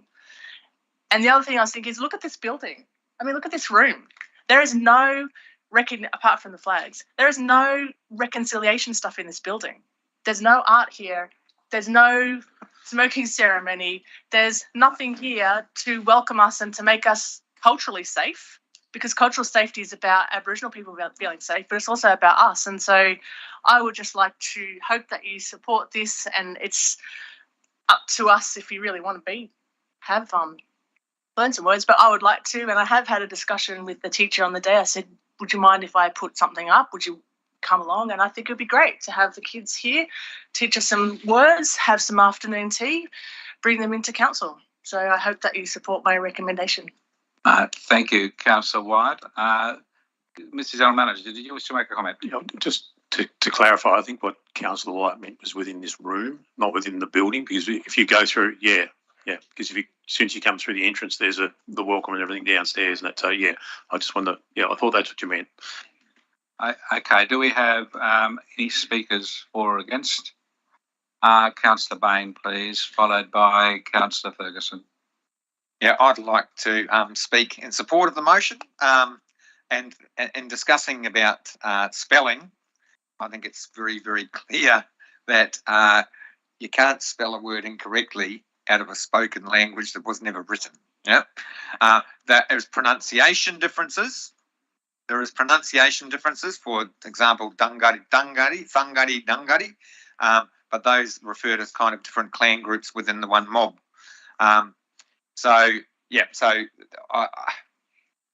with the best will in the world, we get the problem. Part of the problem that I see is people tiptoe around and don't want to offend, and it's very difficult to offend mob. They're very, very friendly people, and in terms of acknowledgement of country, I have permission from elders and have had for many years to acknowledge country and language, and I feel very honoured with that. But I think that your point 5 would be seek the advice of elders. Possibly I could we could either read that into it or maybe amend it to be the cultural reference group. There is a cultural reference group that runs that has representatives of all organisations, including Dhungutti Land Council, Kempsey Land Council, Dhungutti Elders Council, but also Fig Tree Descendants Mob and other associated parties. So any stakeholders are welcome come to that meeting, and it would be appropriate to run it through them. There is the AECG as well, which could be consulted with around language, and Auntie Caroline Bradshaw with the who runs the language programs. So, yep, great talking to Auntie Vicky from Delegate, and I think it's a really, really good idea. I don't even think with that number 5 we need to amend it to be the cultural reference group. I think elders, but I think we need to be careful that when we consult with elders, we consult with a broad range of elders, not just like pick an elder. So I would fully support use of language, use of traditional owners' language in council meetings. Thank you. Thank you, Councillor Bain. Councillor Patterson and then Councillor Ferguson. Thank you.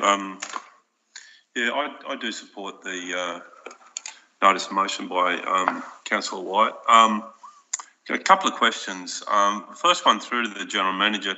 Is this something that Council's already doing in its reconciliation plan passed by Council?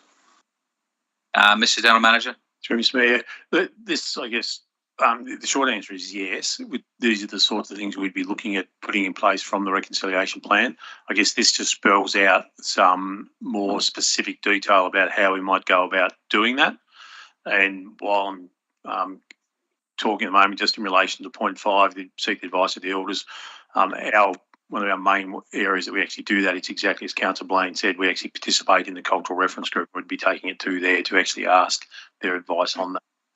Yeah, no worries. And just on the point of the reconciliation plan, basically as a council, are we also like looking towards helping the Aboriginal community as far as healthy lifestyle, housing and transport? Are we doing those sort of things which would be actually hitting the ground with support? Are we talking to state and federal government? Are we working with the current lands councils, etc.? I'd just like to get that on the board for today's conversation. Addison, thank you. I think it's somewhat off topic, but I'll ask the General Manager to address it. Thank you. Through Mr. Mayor, I'll just do that briefly. Again, the short answer is yes. We're involved in a number of things. We're in discussions with the Dhungutti Land Council at the moment about their Roads to Home program, particularly focused on Burnt Bridge and Southwest Rocks. We are involved with the Stronger Places, Stronger Peoples program, which has got a particular focus on education and strong preventative focus. We're talking to our local high schools. Our transport and land planning looks at what possibilities there are for housing and those sorts of things as well. So there's a whole swag of things we're actually doing. And obviously, we provide the water for Dhungutti and that as well. So yeah, there's a whole range of things we're actually doing in that space. Thank you, Mr. Yeah, thank you. So we are actually doing quite a bit. So I just took a little bit of offence to Councillor White saying that about we don't really feel like we're doing much in that realm of the chamber where we're not representing the Aboriginal people. Councillor Ferguson, please.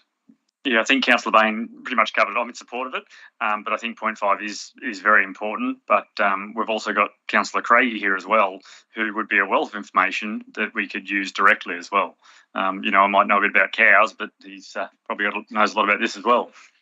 So yeah, definitely in support of it. Thank you. And Councillor Craigie, please. Thank you, Mr. Mayor. I'm in support of the recommendation as well. Language is an important step forward on terms of reconciliation. One risk I see, though, is it being tokenistic, and it's an easy risk to avoid. Very, very easy to avoid. As Arthur mentioned, the Aboriginal community is very, very easy to engage with. What gets in the way of that is the belief that they're difficult to engage with. I was at I can't remember which month it was, at the Dhungutti Elders meeting a few months ago, and I raised the issue on terms of improving the relationship between council and the Aboriginal community, and everyone seemed on board on terms of wanting to improve relationships there. I'll second what Arthur said, that it needs to be run through those particular meetings that was mentioned, and a common theme where you'll see initiatives like this fail is the approach of working on the community rather than working with the community. So so we need to be very intentional with that approach, that we're doing it together. We're doing it together. We're not coming to them and saying, here's this plan, reconcile with us. That's not our intention, obviously. That's not our heart.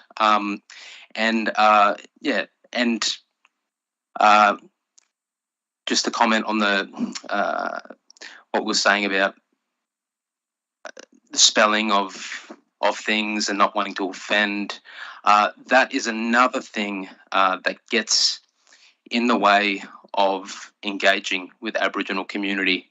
All you got to do is bring your values, bring council's values to the table, bring your family values to the table, be authentic, and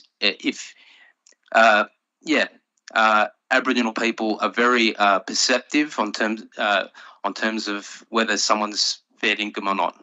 So bring your authenticity. That's all you got to do. And if you step on toes and you come from a place of love and respect, that's okay. That's relationship.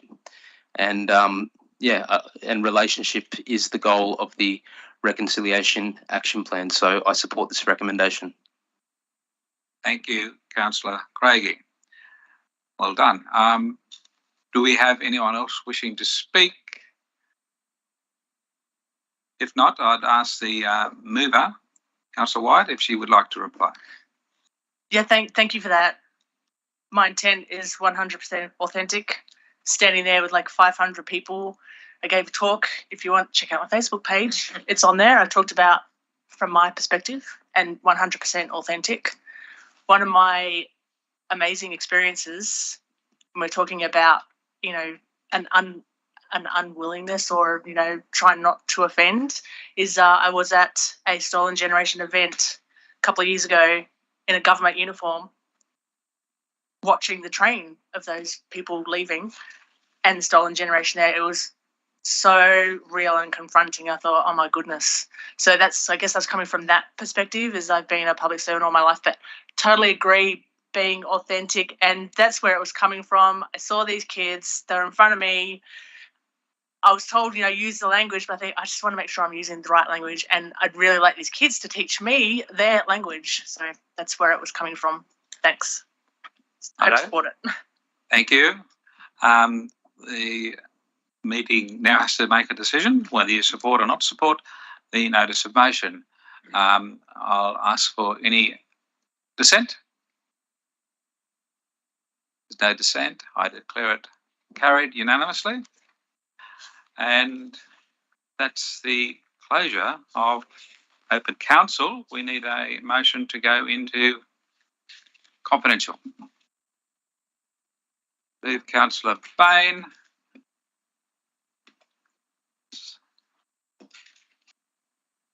Seconded by Councillor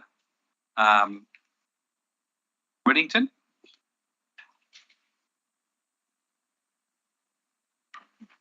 I put the procedural motion. No dissent.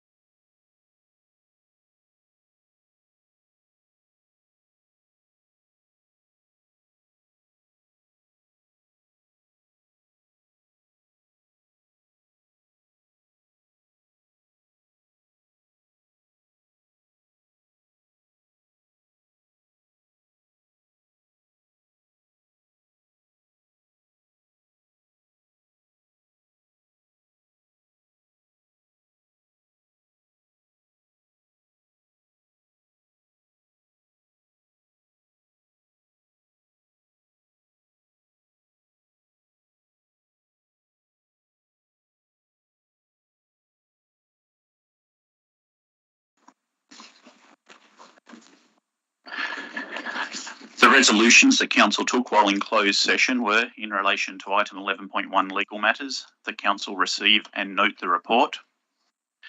In relation to item 11.2, Audit Risk and Improvement Committee meeting minutes 4th of May 2022, the Council note the draft meeting minutes from the Audit Risk and Improvement Committee 4th of May 2022. In relation to item 11.3, tender SPT 352122 MNC, mattress collection and processing, the Council accept the tender from Regional Renewables New South Wales Proprietary Limited in response to tender T2157 mattress collection and processing in accordance with the tender documentation and tenderers' submissions. In relation to item 11.4, Code of Conduct matter,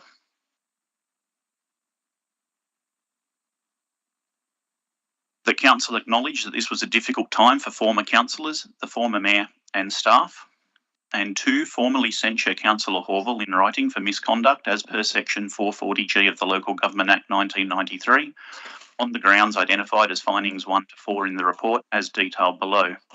Finding 1, Councillor Horville engaged in an ongoing pattern of conduct which is likely to bring the council or other council officials, in particular Councillor Campbell, into disrepute contrary to clause 3.1a of the Kempsey Shire Council Code of Conduct by 1, at Council's meeting of 15 May 2018, moving a motion of no confidence in the then Mayor, Councillor Campbell, without basis. 2, sending an email to the board members of the Country University Centre and alleging that some of those persons, along with members of Council, had failed to declare conflicts of interest. 3, regularly and consistently engaging in the following types of conduct. 1, repeated use of condescending and disrespectful language as well as sarcastic and supercilious tone in council meetings, public forums and in emails to fellow councillors. 2, asking questions in public forums that appear designed to embarrass the organisation or its staff, imply improper conduct by council officers or seem designed to catch out people doing the wrong thing. And 3, being openly critical of staff in public forums, raising matters which could be more constructively addressed to the General Manager privately. Finding 2, Councillor Horville engaged in an ongoing pattern of conduct which is improper and unethical, in particular by continuing to raise issue with any use of the colloquial term Macleay Valley, an issue which does not have the support of the governing body, contrary to clause 3.1c of the Kempsey Shire Council Code of Conduct by 1, continually and repeatedly raising issue with any use of the colloquial term Macleay Valley to describe the Kempsey region, despite being fully aware that this issue does not have support of fellow councillors, and 2, following the passing of a resolution at its April 2020 meeting to prevent the use of the term being further discussed, continuing to raise the issue, ignoring the resolution.